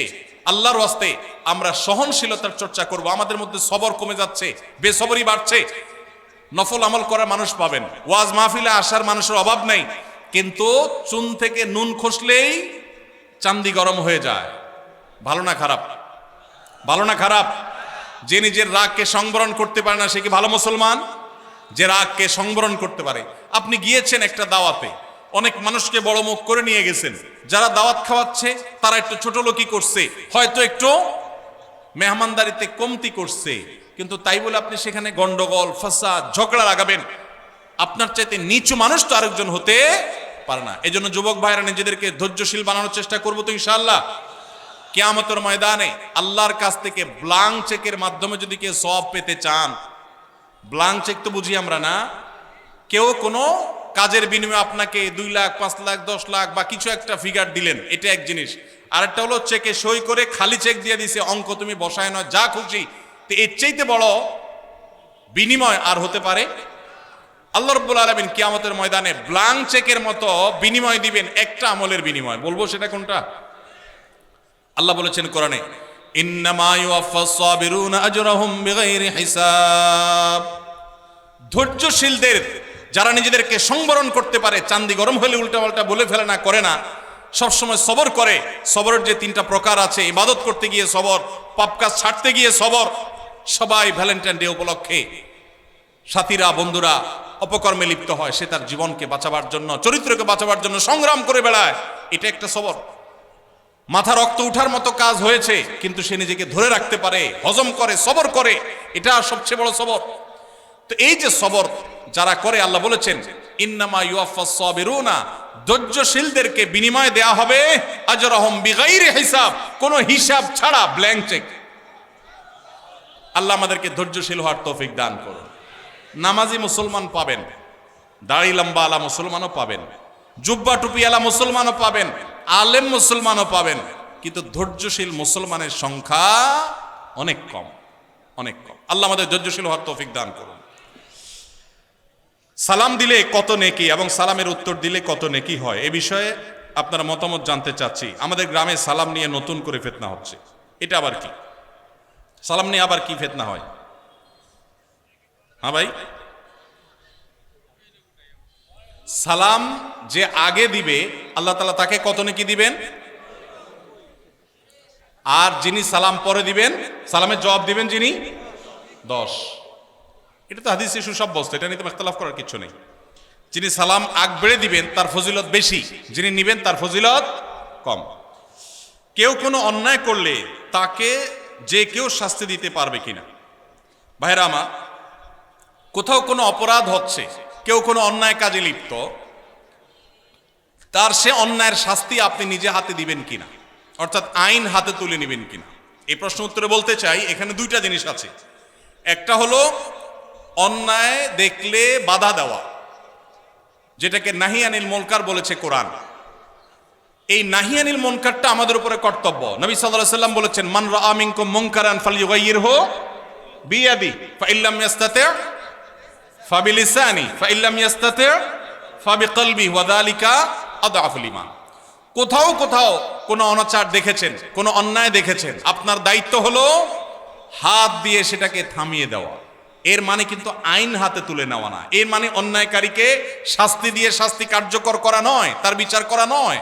এর মানে হলো আপনি আপনার শ্রম, মেধা, কায়িক পরিশ্রম দিয়ে সে অন্যায়টা যেন না হয় তার জন্য আপনি উদ্যোগ গ্রহণ করলেন। সে উদ্যোগটা আপনাকে আইন হাতে তুলে নিতে বলে না, কিন্তু উদ্যোগ নিতে হবে। আর যদি সেটা না পারেন, অন্তত মুখ দিয়া বলবেন, ভাই অন্যায়টা করবেন না। আপনি যদি কোথাও অন্যায় হচ্ছে দেখেন, আপনি সেখানে প্রতিবাদ করবেন। তবে সেক্ষেত্রে নাহিয়াল মুনকার করার ক্ষেত্রেও, অসৎ কাজ, অন্যায় কাজে বাধা দান করার ক্ষেত্রেও আপনাকে হিকমা অবলম্বন করতে হবে। আপনাকে সর্বোচ্চ উপায় অবলম্বন করতে হবে, যথাযথ উপায়। যদি সেক্ষেত্রে আপনি ত্রুটি করেন, তাহলে দ্বীনের খেদমত করতে গিয়ে দ্বীনের আরো ক্ষতি হতে পারে কি পারে না। এই জন্য ভাইরা, বিদগ্ধ আল্লাহ বিরু আলেমদের সংস্রব, সোহবত, তত্ত্বাবধান নিয়ে এই সমস্ত কাজ করবেন, তাহলে এই সব কাজ সুফল বয়ে আনবে। আর না হলে এগুলো ক্ষতি আমাদের করবে। চেষ্টা করবো তো সবাই ইনশাআল্লাহ। ভাইরা আমার, আমাদের অনেক ভাইরা আছেন এই জাতীয় কাজ করতে গিয়ে তারা লেজে গোবর করে ফেলেন। এই জন্য ওলামাদের তত্ত্বাবধান এবং পরামর্শ গ্রহণ করবো ইনশাআল্লাহ। দ্বিতীয় আরেকটা জিনিস আছে এখানে, সেটা হলো আমরা এই জাতীয় নাহিয়ানিল মুনকার করার বিষয়টি যেমন আমাদেরকে করতে হবে, পাশাপাশি কোনো লোক অপরাধ করলে তাকে আপনি মারধর করে, তাকে আপনি আঘাত করে শাস্তি কার্যকর করবেন, এই অধিকার ইসলাম আপনাকে আমাকে কাউকে দেয় নাই। এটা করবে বিচার ব্যবস্থা, ইসলামিক বিচার ব্যবস্থা যেন আসে, আল্লাহর বিধানও যেন বিচার হয় তার জন্য চেষ্টা করবেন। তাই বলে আপনি নিজে বিচার শুরু করবেন না। যদি করেন তাহলে কি হবে? সমাজ সুশৃঙ্খল হবে না বিশৃঙ্খল হবে? আমার মতে আপনি অপরাধী, আপনাকে শাস্তি দেওয়া দরকার, আমি আপনাকে মারা শুরু করব। আপনার মতে আমি অপরাধী, আপনি আমাকে মারা শুরু করবেন, সমাজে কি শান্তি হবে না অশান্তি হবে? ইসলাম আমাদেরকে শৃঙ্খলা শিখায় না বিশৃঙ্খলা শিখায়? অতএব আমরা আইন কখনো হাতে তুলে নিব না। কারোর বিচার করার দায়িত্ব আমার আপনার না, তবে আমাদের দায়িত্ব নাহিয়ানিল মুনকার করা। আমরা একদিকে দেখা যায় অনেকে বিচারের কাজ নিজের হাতে তুলে নেন, আবার অনেককে দেখা যায় তারা নাহিয়ানিল মুনকারটা পর্যন্ত করেন না। আল্লাহ আমাদেরকে ব্যালেন্স করার তৌফিক দান করুন। চেষ্টা করবো তো ইনশাআল্লাহ। ভাইরা আমার, আমরা অনেকে মনে করি না আমরা বিচার করে ফেলবো। দেখুন, সাহাবা ইকরাম যখন দেখতেন কেউ কোনো অন্যায় করেছে, এমন অন্যায় করেছে যে তার মৃত্যুদণ্ড হওয়া উচিত, এমন একটা জঘন্য কাজ করেছে, তখন সাহাবীরা কি করতেন? ডাইরেক্ট ওই লোকটাকে মেরে ফেলতেন যায়? নিজের হাতে আইন বা বিচার বাস্তবায়ন করতেন না। তখন সাহাবীরা কি বলতেন? বহু হাদিস এরকম পাওয়া যায়। নবীজি সাল্লাল্লাহু আলাইহি সাল্লামকে তারা জিজ্ঞাসা করতেন, হে আল্লাহর রাসূল, আপনি অনুমতি দেন আমি এই মুনাফিকের গর্দান উড়াই দিই। এরকম হাদিস আছে না নাই? এই হাদিসটার মর্ম হলো, এই হাদিসটার ব্যাখ্যা হলো, নবীজি সাল্লাল্লাহু আলাইহি সাল্লাম মদিনা রাষ্ট্রের প্রধান বিচারক, শাসক, তার কাছ থেকে সাহাবী অনুমতি নিচ্ছেন, হে আল্লাহর রাসূল, আপনি বিচারক হিসাবে আপনি আমাকে অনুমতি দিলে আমি শাস্তি কার্যকর করব। তার মানে নিজের হাতে তিনি সেটা করতেন না, নবীজির নির্দেশের অপেক্ষা করতেন। তাহলে বোঝা গেছে বিচার আমরা যে কেউ নিজের হাতে তুলে নিতে পারি না।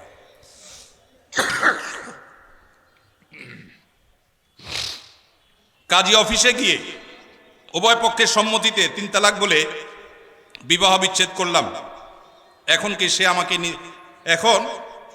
আমাকে নিতে চায়, এখন আমার করণীয় কি? ভাইরা আমার, তালাকের মাসআলা এই বরগুনাতে দাওরা হাদিস মাদ্রাসা আছে না নাই? আছে।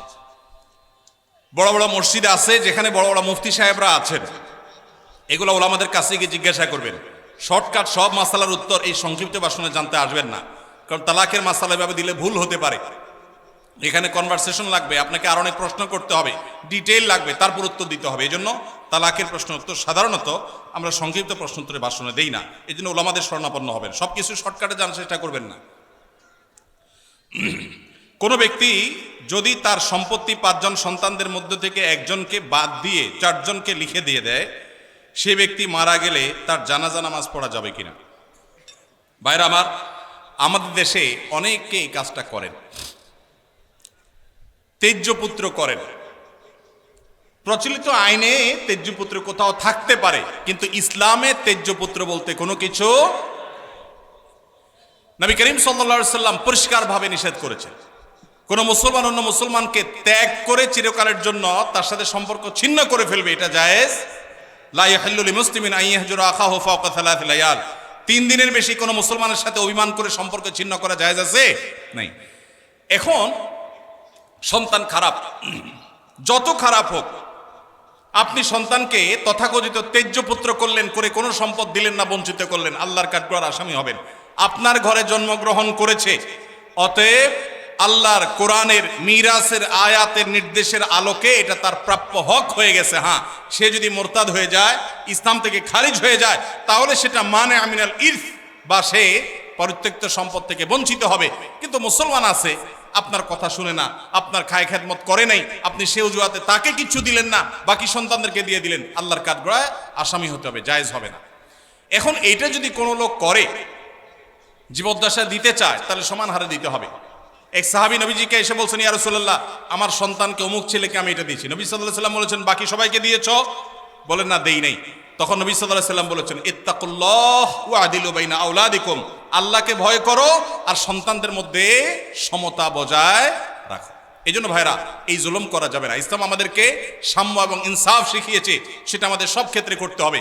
এমনকি শত্রু হলে তার সাথেও আমাকে ইনসাফ করতে হবে। আমাদের কষ্ট হয়, আমার সাথে কারো শত্রুতা আছে, সে আমার সাথে শত্রুতা করে, কিন্তু তার বেলায় কোনো সাক্ষ্য দেওয়ার প্রশ্ন আসলে আমি সত্য সাক্ষ্য দিলে তার পক্ষে যায়, আমাদের দিতে মন চায় না। কিন্তু এই দেওয়াটাই হলো ইমানের দাবি। আল্লাহ বলেছেন, ওয়ালা ইয়াজরিমান্নাকুম শানাআনু কওমিন আলা আল্লাহ তা'দিলু ই'দিলু হুয়া আকরাবু লিত-তাকওয়া। কারোর সাথে শত্রুতা আছে দেখে আপনি ইনসাফ করবেন না, এটা জায়েজ আছে? এজন্য বাবাজিরা সাবধান, সন্তান সন্ততিদের মধ্যে কোনো প্রকার হেরফের করবেন না, এটা জায়েজ নাই। সেই সন্তান যদি খারাপ হয়, সে আল্লাহর কাছে দায়ী হবে, ভিন্ন কথা। তো আপনি তাকে সম্পদ থেকে বঞ্চিত করতে, হ্যাঁ, যেটা আপনি করতে পারেন, একটা সন্তান নেককার, মাদ্রাসায় পড়ে, দিনদার, ওকে একটু সম্পদ বাড়ায় দিলেন তার দিনদারিতার কারণে, সেটা জায়েজ আছে।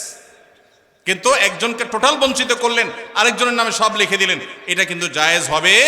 এখন কোন মুরব্বী যদি এই কাজ করেন, তিনি মারা গেলে তার জানাজা পড়া যাবে না, এমন কোনো কথা নেই। তার জানাজা পড়বেন, কিন্তু তিনি আল্লাহর কাছে দায়ী থাকবেন। সন্তানদের কর্তব্য হলো, বাবা যাকে বঞ্চিত করছে আমাদের ভাগ থেকে তাকে দিয়ে আমরা ব্যালেন্স করে ফেলবো, তাহলে আশা করা যায় আল্লাহ তাআলা বাবাকে হয়তো মাফ করবেন। আমাদের দেশে ব্যবসার ক্ষেত্রে টাকা দিয়ে যে শেয়ার হয়, যেমন এক দোকানদারকে আমি 1 লক্ষ টাকা দিলাম, সে আমাকে কোন হারে দিবে, হালাল পন্থা কি? ভাইরা আমার, আপনি কোনো দোকানদারকে 1 লাখ টাকা দিলেন ফর এক্সাম্পল, আপনি তাকে বলবেন, ভাই এই টাকা দিয়ে ব্যবসা করার পর যদি আল্লাহ না করুক লস হয়, তো যা লস হবে আমি লস নেব। তোমার ব্যবসার পুঁজি আছে 10 লাখ টাকা, আমি সাথে 1 লাখ যোগ করলাম, তাহলে 11 লাখ হলো। 11 লাখে টোটাল ব্যবসাটা চলবে। ব্যবসাটা করার পর একটা পর্যায়ে দেখা গেল লস হয়ে গেছে, তো তোমার কি চলে গেছে? 11 লাখ টাকা যদি আমাদের 11,000 টাকা লস হয়, তো আমার 1,000 যাবে, তোমারও 10,000 যাবে। আর যদি লাভ হয়, সেক্ষেত্রে লাভের পার্সেন্টেজটা ঠিক করতে হবে। কিরকম? যে এই 1 লাখ টাকা আমি কত পার্সেন্ট পাবো? তুমি ব্যবসা যেহেতু নিজে পরিচালনা করবা, অতএব তুমি 60%, আমি 40%, অথবা তুমি 50%, আমি 50%, যে কোনো হার ঠিক করে লাভ এবং লস উভয়টার ভিত্তিতে যদি আপনি দেন, সেটা জায়েজ আছে। আর যদি 1 লাখ টাকা দিয়ে বলেন, ভাই আমার আসলটা ঠিক থাকবে, মাসে মাসে 2000 করে দিবেন, তাহলে এর নাম সুদ। এর নাম কি? কুল্লু কারজিন জাররা নাফআন ফাহুয়া রিবা। যদি আপনি এটা লোন হিসাবে দেন আর বিনিময় নেন, সেটা কি হবে? সুদ হবে। আল্লাহ আমাদেরকে বোঝার তৌফিক দান করুন। মেসেঞ্জার গ্রুপ চ্যাটিংয়ে SMS এর মাধ্যমে ইজাব কবুল হয়েছে। 2 জন সাক্ষীও ছিল মেসেঞ্জারে, কোনো মোহর উল্লেখ করা হয়নি। এখন বিবাহ হয়েছে কিনা? মেয়ের বয়স 13 বছর। আজকাল আমাদের অনেক যুবকরা আল্লাহর শরীয়তের সাথে তামাশা করে। তামাশা, এগুলো আল্লাহর শরীয়তের সাথে কি তামাশা? দিন কোনো ফাইজলামির নাম না ভাইরা আমার, সিরিয়াস ইস্যু। অনেকে আল্লাহকে সাক্ষী রেখে বিয়ে করে, এটা হলো অতি ভালো সাজা। অতি ভালো সাজা তো চোরের আলামত। এত মানুষ থাকতে, আল্লাহর বান্দা থাকতে, আপনি আল্লাহরে কেন সাক্ষী বানাচ্ছেন? এই বিয়েগুলো বিশুদ্ধ নয়, এগুলো বিশুদ্ধ নয়, এগুলো জেনা হবে। বিবাহের জন্য 2 জন সাক্ষীর উপস্থিতি, ইজাব কবুল থাকতে হবে। এই মেয়ে, বাচ্চা মেয়ে, তার বাবা কোথায়, মা কোথায়, অভিভাবক কোথায়, কোথাকার মেয়ে, জেনা করতে গিয়ে অনেক যুবককে শয়তান নেক্সুরতে ধোকা দেয়। তারা মনে করে আমরা হালাল করছি, অথচ তারা জেনায় লিপ্ত আছে। আল্লাহ আমাদের যুবক ভাইদেরকে হেদায়েত দান করুন। এগুলো জায়েজ নাই ভাই। কোনো একদল লোক অস্থায়ীভাবে কোনো এক অফিসে অবস্থান নিয়েছে, নিরাপত্তাজনিত কারণে তারা জুমার নামাজের জন্য পার্শ্ববর্তী মসজিদে না গিয়ে স্বস্থানে জুমার নামাজ আদায় করে। এখন জানার বিষয় হলো তাদের জুমার নামাজ সহি হয় কিনা।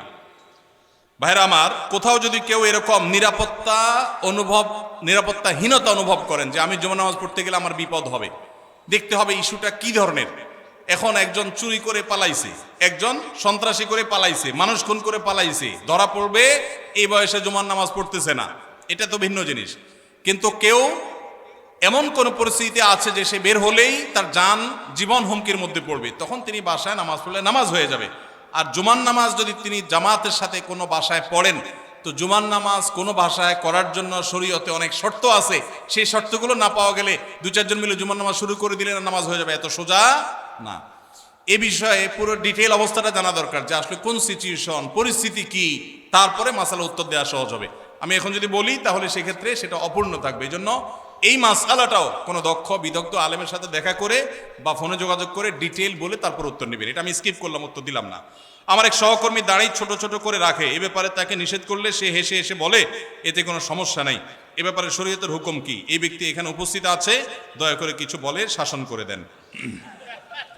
আসামি হাজির। ভাইরা আমার, দাড়ি লম্বা করা এটা নবী সাল্লাল্লাহু আলাইহি ওয়াসাল্লামের নির্দেশ। তিনি বলেছেন আফুল্লুহা আরখুল্লুহা, তোমরা দাড়িকে ছেড়ে দাও। দাড়িকে ছেড়ে দিতে বলেছেন, লম্বা করতে বলেছেন।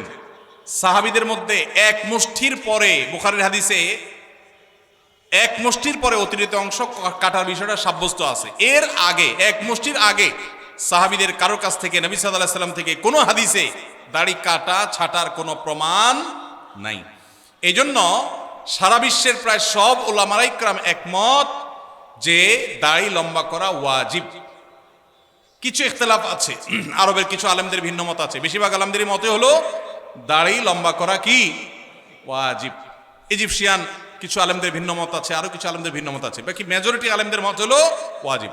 আমরা বলি দাড়ি রাখা সুন্নত, সেটা সুন্নত এই অর্থে নবীজিও দাড়ি রেখেছেন, সেই হিসাবে সুন্নত। কিন্তু তিনি নির্দেশ করলে সেটা কি হয়ে যায়, সেটা আমভাবে ওয়াজিব হয়ে যায়, সেই হিসাবে দাড়ি রাখা ওয়াজিব।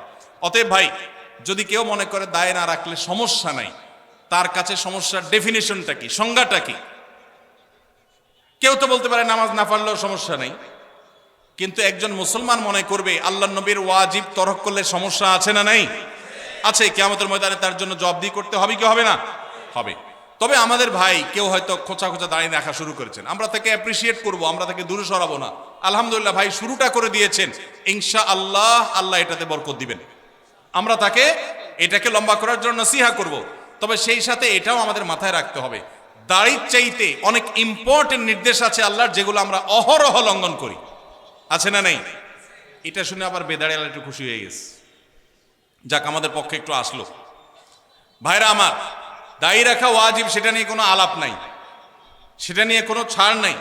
কিন্তু পাশাপাশি আমাদের এটাও মাথায় রাখতে হবে যে আল্লাহর অন্যান্য ফরজ বিধানগুলো মানতে হবে। অনেকে লম্বা দাড়ি আছে, মুখ খারাপ করে, আছে না নাই?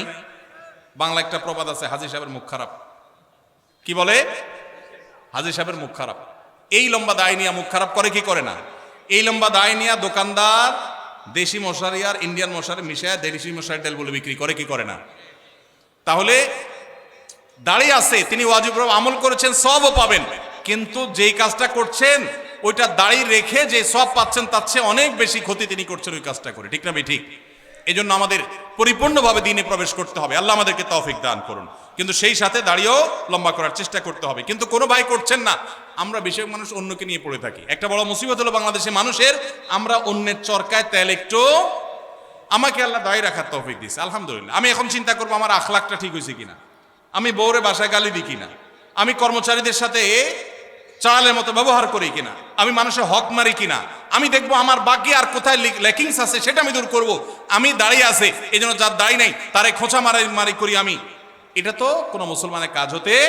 আমি চাইবো আমার ভাইয়ের দাড়ি লম্বা হোক, কিন্তু সেই সাথে আমি চাইবো আমার আরো যে দুর্বলতা আছে সেগুলো যেন দূর হয়। আল্লাহ আমাদেরকে আমলের তৌফিক দান করুন। আমার নাম মোহাম্মদ জাকির হোসেন, আমি সিরাজউদ্দিন সড়ক টাউন হল বরগুনার নিবাসী। আমি বর্তমানে সৌদি আরবের দাম্মামে থাকি।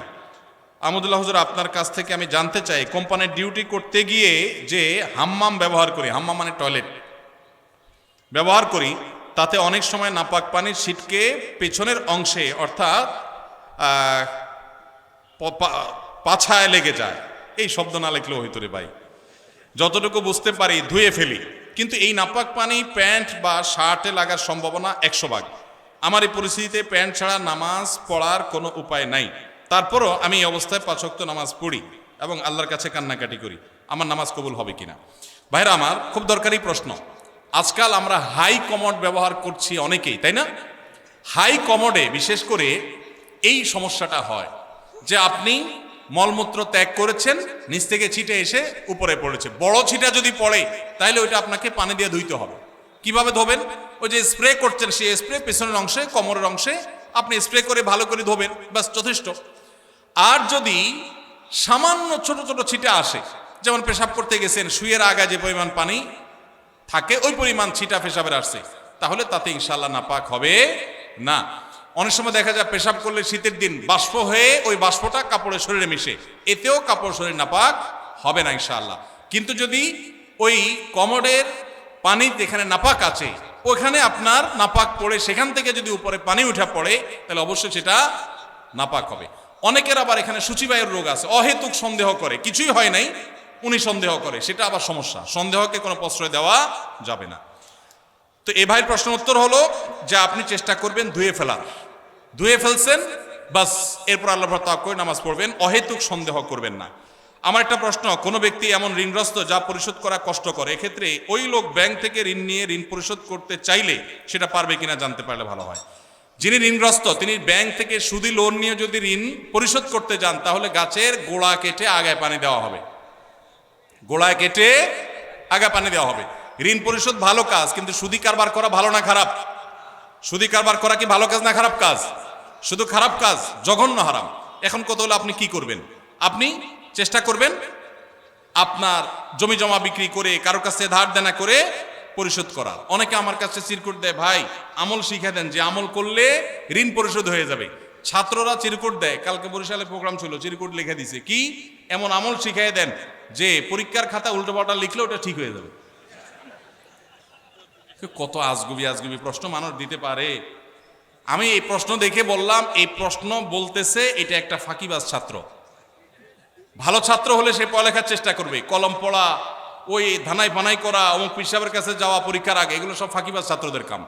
ভালো ছাত্র পড়ালেখা করবে, ফাঁকি ঝুঁকি দিবে না, আর আল্লাহর কাছে দোয়া করবে, মুরব্বীদের কাছে দোয়া চাইবে, ব্যাস না। আপনি ধানাই ফানাই করলে এটা আলামত খারাপ। বিধায় একইভাবে ঋণ পরিশোধের জন্য অনেকে বলে, ভাই আমল শিখাই দেন ঋণ পরিশোধ যেন হয়ে যায়। তা আমি অনেকের এরকম হাতের কাছে পেলে জিজ্ঞেস করি, ঋণ কত টাকা? বলে 5 লাখ টাকা। জমি জমা ঘর বাড়ি? আলহামদুলিল্লাহ গর্বিটা আছে। জমি জমা? জমি জমা আছে, কিছু চাষের জমি আছে, ওগুলো বিক্রি করলে কত হবে? ওগুলো তো অনেক টাকার জিনিস, তো সেগুলো বিক্রি করে ঋণ দেন না কেন? কেন জমি বিক্রি করে ঋণ দেবো নাকি? মানে আপনি দোয়া শিখাই দেন, ওইটা আমল করলে উপর থেকে আল্লাহ বস্তা ফালাই দিবে, ঋণ দিয়ে দিব, আর আমার জমি আমারটা থাকবে। এই 2 নাম্বারই করলে কোনো কাজ হবে? সাধ্য অনুযায়ী আমার গর্বিটা বিক্রি হলো, আমি ঋণ পরিশোধ করব, তাই বলে সুদী লোন নেওয়া জায়েজ হবে না। এটা অনেক ভাইরা ভুল করেন। বিভিন্ন রেস্টুরেন্টে, বিশেষত চাইনিজ রেস্টুরেন্টগুলোতে সি ফুডের নামে যে কাঁকড়া, অক্টোপাস, স্কুইড বা এরকম সামুদ্রিক প্রাণী খাওয়ানো হয়, বিশেষ করে কাঁকড়া খাওয়া শরীর দৃষ্টিতে বৈধ কিনা? হানাফি মাযহাব অনুযায়ী মাকরুহ, অন্য কোন কোন মাযহাবে, অন্য ইমামদের অনেকের মতে এটা জায়েজ, কিন্তু হানাফি মাযহাব অনুযায়ী মাছ ছাড়া, সমুদ্রের নিচে মাছ ছাড়া বাকি এই জাতীয় অক্টোপাস অথবা কাঁকড়া জাতীয় এগুলো খাওয়া মাকরুহ। জুমার সালাতে নবী সাল্লাল্লাহু আলাইহি সাল্লাম কোন সূরা পড়তেন? জুমার নামাজে আমাদের নবী করিম সাল্লাল্লাহু আলাইহি সাল্লাম সূরায়ে সাব্বিহ ইসমা রাব্বিল আলা এবং গাশিয়া, এই 2 সূরা বেশিরভাগ পড়তেন, এবং এত বেশি পড়তেন যে সাহাবীদের কেউ কেউ বলতেন নবীজি সাল্লাল্লাহু আলাইহি সাল্লামের জুমার নামাজে এই সূরা শুনতে শুনতে আমার মুখস্থ হয়ে গেছে, এত বেশি পড়তেন। সূরায়ে সাব্বিহ ইসমা রাব্বিল আলা এবং হাল হাদাকা হাদিসুল গাশিয়া। আর কোন কোন হাদিসে আসছে নবী সাল্লাল্লাহু আলাইহি সাল্লাম সূরায়ে জুমআ এবং মুনাফিকুন, এই 2 সূরা জুমার নামাজে পড়তেন। সুন্নত কাজ নিয়ে ব্যঙ্গ করা হলে কি ধরনের পাপ হতে পারে জানতে চাই। কোন সুন্নত নিয়ে যদি কেউ ব্যঙ্গ করে ঈমান নষ্ট হয়ে যাবে। কি হয়ে যাবে? দেখুন, একটা পয়েন্ট বোঝার চেষ্টা করতে হবে। সুন্নত কেউ পালন না করলে কি বেঈমান হবে? কিন্তু সুন্নত নিয়ে কেউ ব্যঙ্গ করলে কি হবে? ঈমান নষ্ট হবে। নিজে দাড়ি নেই, আপনি বেঈমান হবেন না, আল্লাহ মাফ করে জান্নাত দিতেও পারেন। কিন্তু কেউ দাড়ি রেখেছে, বলতেছেন তাকে ব্যঙ্গ করে, কিরে জঙ্গি হয়ে গেছিস দেখি, ছাগলের মতো লাগতেছে দেখি, হ্যাঁ, এরকম আজে বাজে কথা বলতেছেন, তাহলে কিন্তু ঈমান যাওয়ার আশঙ্কা আছে। খুব ভয়ঙ্কর ব্যাপার। বিদ্রোহর শামিল, আল্লাহর সঙ্গে বিদ্রোহের শামিল। বাংলাদেশে কোনো আইন আপনি অমান্য করলেন, আপনার শাস্তি হবে, নাগরিকত্ব বাতিল হবে না। কিন্তু আপনি বাংলাদেশ রাষ্ট্রকে অস্বীকার করলেন, আইনকে অস্বীকার করলেন, সেক্ষেত্রে আপনি রাষ্ট্রদ্রোহী হবেন। আল্লাহর কোনো বিধানকে মানেন নাই, সেটা একটা বিষয়, কিন্তু আপনি অস্বীকার করেছেন, ঠাট্টা করেছেন, বিদ্রুপ করেছেন, তাহলে কিন্তু ঈমান চলে যাবে। অনেক যুবক ভাইরা আছেন, বিশেষ করে দাড়ির ইস্যুতে কোনো ভাই দাড়ি রেখেছেন, তার সাথে হাসাহাসি করে, তাচ্ছিল্য করে নিজের ঈমানটা নষ্ট করে ফেলান, আছে না নাই? নিজে করতে না পারেন, আরেকজন করলে খবরদার কোনো বিদ্রুপ করবেন না। এরপরে প্রশ্ন, ইন্নী ওয়াজ্জাহাতু ও নাওয়াইতুন পড়ার কোনো দলিল আছে কিনা? দলিল আছে ভাই, ইন্নী ওয়াজ্জাহাতুনের দলিল আছে। ইন্নী ওয়াজ্জাহতু ওয়াজহাল্লাযী ফাতারাস সামাওয়াতি ওয়াল আরদা হানিফা মা আনা মিনাল মুশরিকিন লা শারীকা লাহু ওয়া বিযালিকা উমিরতু ওয়া আনা আউয়ালুল মুসলিমিন। আরো লম্বা আছে, এটা দোয়ার প্রথম অংশ বললাম। এটা আমাদের নবী করিম সাল্লাল্লাহু আলাইহি সাল্লাম পড়তেন নামাজ শুরু করার পর, তাকবীরে তাহরিমা বাঁধার পর সানার জায়গাতে। সানার জায়গাতে আমরা একটা দোয়াই ছোটবেলা মুখস্থ করছি, আর যাই না, সেটা হলো সবচেয়ে ছোটটা। সানার মধ্যে তিনটা সানা প্রসিদ্ধ হাদিসে আছে, এর মধ্যে একটা হলো আল্লাহুম্মা বাঈদ বাইনি ওয়া বাইনা খাতায়ায়া কামা বাআদতা বাইনাল মাশরিকি ওয়াল মাগরিবি, এটা একটা সানা। আরেকটা হলো ইন্নী ওয়াজ্জাহতু ওয়াজহাল্লাযী ফাতারাস সামাওয়াতি ওয়াল আরদা হানিফা, অনেক বড় দোয়া, এটা আরেকটা সানা।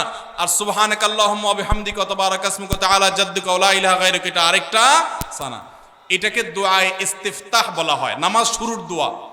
এই নামাজ শুরুর দোয়া হিসাবে আমরা সবচেয়ে ছোটটা মুখস্থ করছি, আর বাকি আরো দুইটা যে আছে আমরা জানি না। নবী করিম সাল্লাল্লাহু আলাইহি সাল্লাম মাঝে মধ্যে সেগুলোও পড়তেন। এখন এটাকে আমাদের দেশে বানাইছে জায়নামাজের দোয়া। ভাই, নবীজির সময় কি জায়নামাজ ছিল? দোয়া আসলো কোত্থেকে? জায়নামাজই তো ছিল না, দোয়া আসলো কোত্থেকে? তো জায়নামাজে দাঁড়ানোর কোনো দোয়া নাই। দোয়া আছে কিসের ভাই? নামাজ শুরুর। ইন্নী ওয়াজ্জাহতু হলো নামাজ শুরুর দোয়া, ওইটা লাগাইছি নিয়ে কোথায়? জায়নামাজের। জায়নামাজ দাঁড়াবে, আলাদা কোনো দোয়া নেই। আর নাওয়াইতুন যে দোয়া, ওইটা তো আসলে কোনো জাল হাদিসেও নেই, কোনো জাল হাদিসেও নাই। আলহামদুলিল্লাহ, এটা এখন মানুষ বুঝে গেছে। মনে মনে আমরা নিয়ত করছি, কোন নামাজে পড়ছি, নামাজের নিয়তে তাইয়িন করছি, আমি জোহর পড়তেছি, ফরজ না সুন্নত পড়তেছি, এটা আমার মাথায় আছে। এই নিয়তের ইস্তেহজার, এটাই যথেষ্ট। মুখে নাওয়াইতুন উচ্চারণ করা এটা জরুরি না, বরং এটাকে কেউ নামাজের পাঠ মনে করে বেদাতে লিপ্ত হওয়ার আশঙ্কা আছে। একসময় মানুষ অনেকে বলতো নামাজের এখনো মুখস্থ হয় না, এই জন্য নামাজ পড়ে না, এর কারণে সে গুনাহগার হবে। শুধু মহিলাদের জন্য আলাদা মসজিদ করার সহি দলিল কি? সহি তো দূরের কথা, জাল দলিলও তো নাই, জাল দলিলও নাই। মাস দুয়েক আগে আমি জার্মানিতে গেছিলাম, ইউরোপের। তো জার্মানিতে বার্লিনে একটা মসজিদ আছে, ইমামও মহিলা। ইমাম কি? মহিলা। ভাইরা আমার, মেয়েদের জন্য মসজিদে না এসে বাসায় 5 ওয়াক্ত নামাজ পড়া উত্তম, এ ব্যাপারে কোনো দ্বিমত আমাদের মধ্যে নাই। ওয়া বুয়ুতুহুন্না খায়রুল লাহুন্না।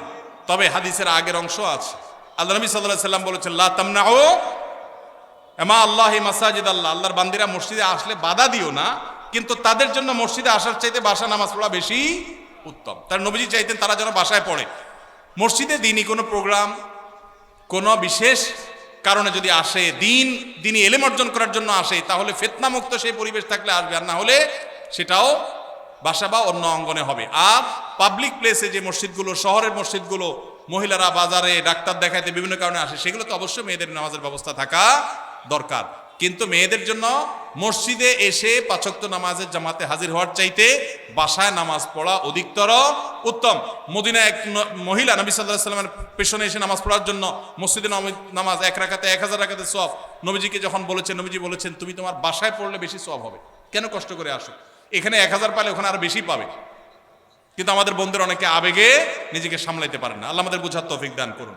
তাহলে মেয়েদের বাসায় নামাজ পড়া উত্তম, কিন্তু শহরে পাবলিক প্লেসে মেয়েদের নামাজের জায়গা না থাকার কারণে বহু পর্দানসীন, বহু নামাজি মেয়েরা ওয়াক্ত চলে যায়, নামাজ পড়তে পারে না। ডক্টর খন্দকার আব্দুল্লাহ জাহাঙ্গীরউল্লাহ বলতেন, আমাদের মা বোনরা বাসায় অবস্থান করবে, প্রয়োজনে বের হবে, এটাই শরিয়ার নির্দেশ। কিন্তু আমাদের মা বোনরা যে কোনো কারণে বাইর হয়ে গেছে, এখন যদি বলেন যে নামাজ পড়তে দিব না, বাসায় যাওয়া ছাড়া পড়বে না, তাহলে কাজা হবে, তাহলে সেটা তো তার জন্য ক্ষতিকর হবে। এই জন্য ব্যালেন্স আমাদেরকে শিখতে হবে। তো মহিলাদের জন্য আলাদা মসজিদ করার, পৃথক মসজিদ করার কোনো নজির শরিয়াতে নাই, কোনো আলেমের কোনো মত এর সপক্ষে নাই। এটা সারাসর ফিতনা, যদি কেউ করে নাজায়েজ হবে। মসজিদের ভিতরে প্রথম কাতারের সামনে দেয়ালের ওই পাশে লাশ রেখে সালাত আদায়ের দলিল চাই। বাবারে সব দলিল চাচ্ছে দেখি। দেখেন, মসজিদে যখন জানাজার নামাজ হবে তখন লাশ মসজিদে ঢুকাবে না। কেন? কারণ লাশে রক্ত, পুজ, পানি ইত্যাদি থাকতে পারে, মসজিদ নাপাক হবে। সেজন্য মসজিদকে পরিচ্ছন্ন রাখার প্রয়োজনে লাশটাকে পশ্চিম পাশে রেখে তারপর জানাজা পড়া হয়। কিন্তু এটা সুন্নাহ না। সুন্নাহ কোনটা? সুন্নাহ হলো মাঠে জানাজা নামাজ পড়া। এই সুন্নাহ মুর্দা হয়ে গেছে। কোনো কারণ ছাড়া গ্রামের মসজিদে এই কাজটা করা হয়। এই সুন্নাহটা জিন্দা করার জন্য আমাদের উলামাদের কাজ করতে হবে, ভাইদের কাজ করতে হবে। চেষ্টা করা যাবে না ইনশাআল্লাহ? ফরজ নামাজ হয়ে যাবে, বাইরে এসে জানাজা নামাজ পড়বেন। আমি যেখানে জুমা পড়ে আলহামদুলিল্লাহ এভাবে আমি জানাজা নামাজ পড়ি। আমি সারা জীবন যেখানে যে মসজিদে গেছি আমি চেষ্টা করেছি এই সিস্টেমটাকে জিন্দা করার, সুন্নাত জিন্দা করার। আরেকটা সুন্নাত আমাদের জিন্দা করতে হবে, সেটা হলো ঈদের নামাজ মসজিদে পড়া সুন্নাত না মাঠে পড়া সুন্নাত? ঈদের আনন্দই মাটি হয়ে গেছে পোলাপালের এখন মসজিদে মসজিদে ঈদের নামাজ পড়ে। আমি আমার শৈশবের কথা মনে পড়ে, একটা ঈদগাহ ছিল আমাদের পুরো ইউনিয়নে, অনেক দূর থেকে সেখানে যেতাম, যে আনন্দ পেতাম। এখন ঘরে ঘরে মসজিদে মসজিদে ঈদের নামাজ। কেন? কারণ কেউ কারোর মানতে চায় না। আরেকজন ঈদগাহে গেলে তো নিজের মাতবরি থাকে না, জন্য সব মসজিদ আলাদাই মাতবরি করতে চায়। মসজিদে ঈদের নামাজ পড়া সুন্নার খেলাফ। হ্যাঁ, কোন শহরে ওইরকম পর্যাপ্ত মাঠ নাই, তাহলে মসজিদে পড়েন। রাস্তা বন্ধ করে নামাজ পড়ার চাইতে মসজিদে পড়া ভালো। ইয়াকুমুল জুলুস আলা তারিক, নবীজি রাস্তা বন্ধ করতে নিষেধ করেছেন, সেটা করবেন না। কিন্তু তাই বলে মসজিদ বাদ দিয়া, মাঠ বাদ দিয়া বিনা কারণে মসজিদে ঈদের নামাজ পড়বেন না, উন্মুক্ত জায়গা পড়বেন। এই সুন্নাহটাও জিন্দা করা দরকার। ঈদের যে আনন্দ সেটা এখন নাই। পোলাপান বসে বসে মোবাইল টিপে আর মসজিদে পাঁচ ওয়াক্ত পড়ে, ঈদও পড়ে, আলাদা কোনো আনন্দ পায় না। ঈদগাহে যাওয়ার যে আনন্দ ওইটা কখনো মসজিদে আদায় হয় না। এই সুন্নাহটা আমাদের উলামারা চাইলে জিন্দা করতে পারেন। অনেক মাঠ আছে কিন্তু চেষ্টাও করে না অনেকে। ভাই শেষ করা দরকার, জাযাকুমুল্লাহ খাইর, শেষ করা দরকার ভাই। অনেক রাত হয়েছে, আমি তো খেয়ালই করলাম না। হ্যাঁ, 10:30 পর্যন্ত 7 মিনিট আছে হায়াত। আচ্ছা ঠিক আছে। বাঙালি ওয়াজ শোনার উস্তাদ, আমলের বেলায় ঠনঠন হলে কি হবে? ওয়াজে উস্তাদ। ফজর নামাজ জামাতের সাথে পড়ার পাক্কা নিয়ত আছে কার কার? হাত তোলেন। আল্লাহ আমাদের সবার হাতগুলোকে কবুল আর মঞ্জুর করুন। পাক্কা নিয়ত যে করছেন, এটা বাস্তবায়ন করার জন্য অ্যালার্ম দিতে হবে ডাবল ট্রিপল করে। মোবাইল আবার দূরে রাখতে হবে, যেন বন্ধ করে আবার শুয়ে না যান। আর আরেকটা নামাজি বন্ধুকে বলতে হবে, দোস্ত তুই আমারে ফোন দিবি, আমি তোরও ফোন দেবো। চেষ্টা করা যাবে না ইনশাআল্লাহ? আল্লাহ আমাদের তৌফিক দান করুন। আচ্ছা সংক্ষেপে যাই। অনেক চাকরির ক্ষেত্রে দেখা যায়, যেমন ডিফেন্সের চাকরিতে নবী সাল্লাল্লাহু আলাইহি ওয়াসাল্লামের সুন্নাত দায়ী রাখার জন্য সিনিয়রের অনুমতি নিতে হয়, এবং চাকরির বয়স কম তাই অনুমতি দেয় না। এ বিষয়ে যৌক্তিকতা কি? দেখুন, ভারতে ডিফেন্সে আমরা দেখি শিখরা তাদের পাগড়ি পরে তারপরে সেখানে তারা ডিউটি করতে পারে। আমেরিকার মতো দেশে ধর্ম পালন করেও ডিফেন্সে চাকরি করতে পারে। আমাদের দেশে এই রকম অবস্থা তৈরি হয়েছে যে দীর্ঘদিন থেকে নিয়ে দায় রাখতে দেওয়া হতো না, মেয়েদের হিজাব করতে দেওয়া হতো না। একবার বিমানে একজন বিমানবালা আমার কাছে একটা অনুরোধ করলেন যে ভাই মেহেরবানি করে আমরা যারা হিজাব করে ডিউটি পালন করতে চাই, যদিও বিমানবালার ডিউটি হিজাব করে পালন করেও শরীয়ত মতো পর্দা করা কঠিন, বাকি জেনারেলি অন্যান্য ক্ষেত্রেও মেয়েদের যেন পর্দার সাথে করতে পারেন, তারা অনুরোধ করেছেন। আলহামদুলিল্লাহ, আনন্দের বিষয় যে আমাদের বাংলাদেশ আর্মিতে এখন এই দুইটা বিষয়ে আল্লাহর ফজলে অনুমতি পাওয়া গেছে।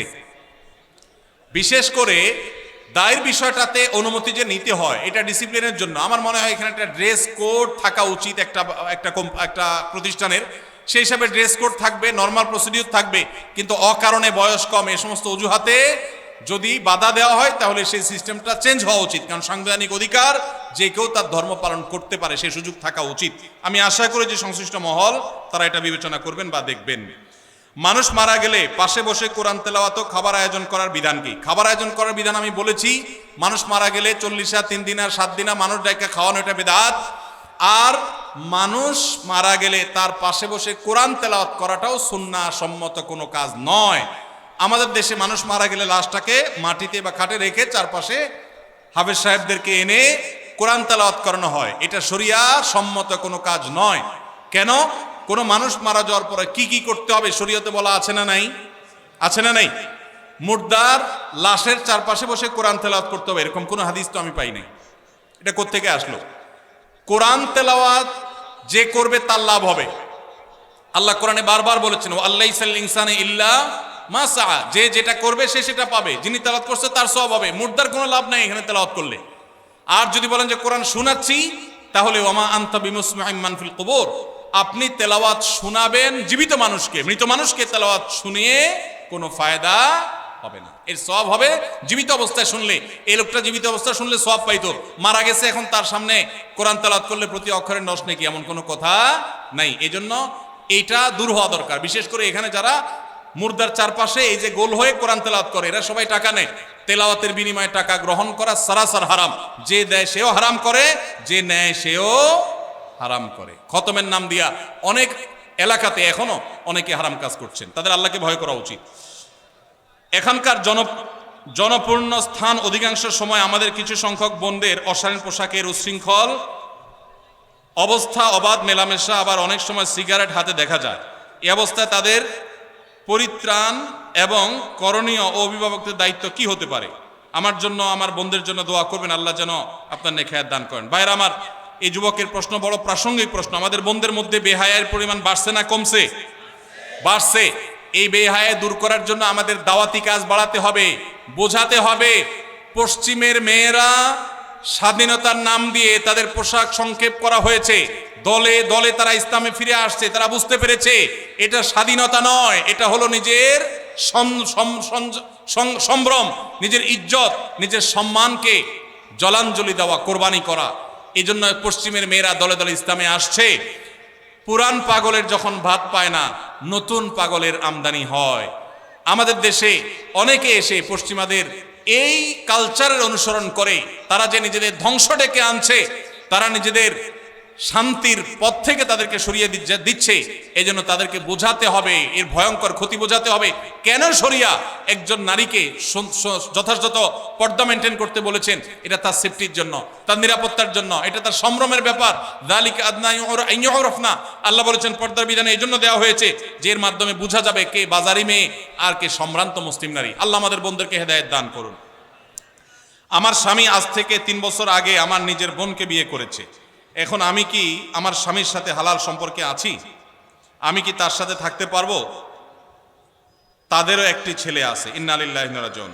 এই ধরনের মানে জাহালত এখনো আছে। কোন পুরুষ কোন নারীকে বিয়ে করলে ওই নারী তার বিবাহে থাকা অবস্থায় ওই নারীর বোনকে বিবাহ করা বাতিল। এই বিয়ে নয়, এটা জিনা। অতএব এই বোনের কর্তব্য হলো এই পুরুষ থেকে বিচ্ছিন্ন হয়ে যাওয়া এবং তওবায়ে নাসুহা করা। ভয়ঙ্কর জিনায় তারা লিপ্ত হয়েছেন, কারণ এক বোন থাকা অবস্থায় আরেক বোন এর সাথে বিয়ে হতে পারে না। এত জাহালত, এত মূর্খতা এখনো সমাজে আছে, ভাবতে কষ্ট লাগে। এই প্রশ্নটা আসছিল যখন সাইফুল্লাহ ভাই পড়ে আমাকে বলছিলেন যে আমার চোখের পানি এসে গেছে শুনে। মানুষ এত জাহালাতের মধ্যে এখনো ডুবে আছে। আমরা কি দিনের দাওয়াতের কাজ করছি? ভাইরা আমার, একসাথে 2 বোনকে বিয়ে করা জায়েজ আছে? কোন বোন যদি কারোর বিবাহে থাকে তাহলে ওই বোনের বোনকে বিবাহ করা হারাম। ওই অবস্থায় বিচ্ছেদ হয়ে গেলে, তালাক হয়ে গেলে বা মারা গেলে তারপরে শালিকাকে বিয়ে করলে সেটা জায়েজ হতে পারে, তার আগে জায়েজ নেই। অতএব বিচ্ছিন্ন হতে হবে। এখন আপনি বলতে পারেন তাহলে আমি এখন কি করব? আল্লাহর উপর তাওয়াক্কুল করবেন, আল্লাহ তো রিজিকের মালিক। মৃত্যুর পূর্বে ওয়ারিসদের মধ্যে সম্পত্তি কম বেশি বন্টন করা যাবে কিনা? যাবে না। এর আগে একটু প্রশ্ন উত্তর আমরা বলেছি। মৃত্যুর পূর্বে যদি সম্পত্তি বন্টন করেন ওয়ারিসদেরকে সমান হারে দিতে হবে। আল্লাহ নবী সাল্লাল্লাহু আলাইহি ওয়াসাল্লাম বলেছেন, ইত্তাকুল্লাহ ওয়া আদিলু বাইনা আওলাদিকুম, সমতা বজায় রাখতে হবে, কম বেশি হেরফের করা উচিত হবে না, জায়েজ হবে না। সমাজে ইসলামকে বিজয়ী করার জন্য আন্দোলনে শরিক না থাকলে কি তাকে কি বলা যায়? কোনো ব্যক্তি যদি আল্লাহর দিন, আল্লাহর বিধান, আল্লাহর আইন অনুযায়ী গোটা দেশ, সমাজ, রাষ্ট্র আমি নিজেও পরিচালিত হতে চাই, এই আকাঙ্ক্ষা লালন না করে, তাহলে সে নিজেকে মুসলমান দাবি করার কোনো নৈতিক অধিকার নেই। ইসলাম এত গোলালু না যে নামাজ কালাম পড়লেন আর শরিয়া দ্বারায় শাসিত হওয়াটাকে পছন্দ করলেন না। এই অপছন্দ করাটা আপনাকে বেঈমান পর্যন্ত বানাতে পারে। ভাইরা আমার, আল্লাহর বিধান অনুযায়ী আমি চলতে পারছি না, এটা আমার একটা ত্রুটি। আমি হয়তো মনে করছি যে আমি পারতেছি না, চেষ্টা করব, কখনো পারবো, ঈমান থাকবে। আর যদি কেউ মনে করে না ওইটা এখন চলেই না, ওইটা দিয়ে এখন চলবে না, তাহলে সেক্ষেত্রে সে বেঈমান হয়ে যাবে। এজন্য আল্লাহ বলেছেন ওমাল্লাম ইয়াহকুম বিমা আনজালাল্লাহ ফাউলাইকা হুমুল ফাসিকুন। আবার আরেক জায়গায় বলেছেন ফাউলাইকা হুমুল। এইটা যদি অবিশ্বাসের জায়গা থেকে হয় যে না আল্লাহর শরীয়ত এখন আর চলে না, ইসলামের দিন অনুযায়ী, আইন অনুযায়ী কি চলে এখন, তাহলে সে বেঈমানই হয়ে যাবে। আর যদি কেউ মনে করে না চলা উচিত কিন্তু আমরা পারতেছি না, আমাদের দুর্বলতা, তাহলে সে বেঈমান হবে না। আল্লাহ আমাদেরকে বুঝার তৌফিক দান করুন। বহু মানুষ আছেন মনে করেন শুধু নামাজ রোজা পড়লাম আর আমি আল্লাহর বিধান, আল্লাহর আইন এগুলোর কোনো আকাঙ্ক্ষা অন্তত রাখলাম না, সে মুসলমান নিজেকে দাবি করার কোনো নৈতিক অধিকার নাই। প্রচলিত জন্ম নিয়ন্ত্রণ পদ্ধতি ব্যবহার করলে সন্তান হত্যা শামিল হবে কিনা? জি না ভাই, প্রচলিত জন্ম নিয়ন্ত্রণ পদ্ধতি ব্যবহার সব করলেই যে সন্তান হত্যার শামিল হবে তা নয়। তবে যদি কেউ সন্তান গর্ভে ধারণ করার পর সেই সন্তান নষ্ট করে তাহলে সেই সন্তান হত্যা করার শামিল হবে। আর আগে থেকে যদি জন্ম নিয়ন্ত্রণ করে, অস্থায়ী জন্ম নিয়ন্ত্রণ যদি করে, সেটা জায়েজ হবে এই শর্তে যে এই মুহূর্তে সন্তান নিলে মায়ের বা সন্তানের স্বাস্থ্যের জন্য হুমকি হবে অথবা প্রতিপালন করার পরিবেশ নাই, যৌক্তিক কোনো কারণে যদি না গ্রহণ করে আপাতত বিরতি দেয়, এটা জায়েজ আছে। আর যদি কি খাওয়াবো এই চিন্তা, চাকরি নাই এখন সন্তান নেব কিভাবে, একটা আছে আরেকটা হলে কোত্থেকে খাওয়াবো এই চিন্তায় করে, তো আল্লাহ বলেছেন লা তাকতালু আওলাদাকুম খাশিয়াতা ইমলাক, খাদ্যের ভয়ে, রিজিকের ভয়ে সন্তান হত্যা করবে না, এটা না জায়েজ। আর স্থায়ীভাবে জন্ম নিয়ন্ত্রণ করলে সেটাও না জায়েজ। মা সন্তানদের বঞ্চিত করে সম্পত্তি ভাইদের লিখে দিলে এটা কি ঠিক হবে? এটা অবশ্যই জুলুম হবে, একটু আগে আমরা বলেছি। ভাইরা আমার, 10:30 পর্যন্ত করার কথা ছিল, আমি 10:30 পর্যন্ত বলেছি। আর যেগুলো রয়ে গেছে প্রশ্ন, এগুলো আমি সাথে নিয়ে যাই ইনশাআল্লাহ বিইذনিল্লাহ। অন্য কোনো জায়গায় অন্য কোনো সময় যদি আল্লাহ তৌফিক দান করে আমি উত্তর দিব।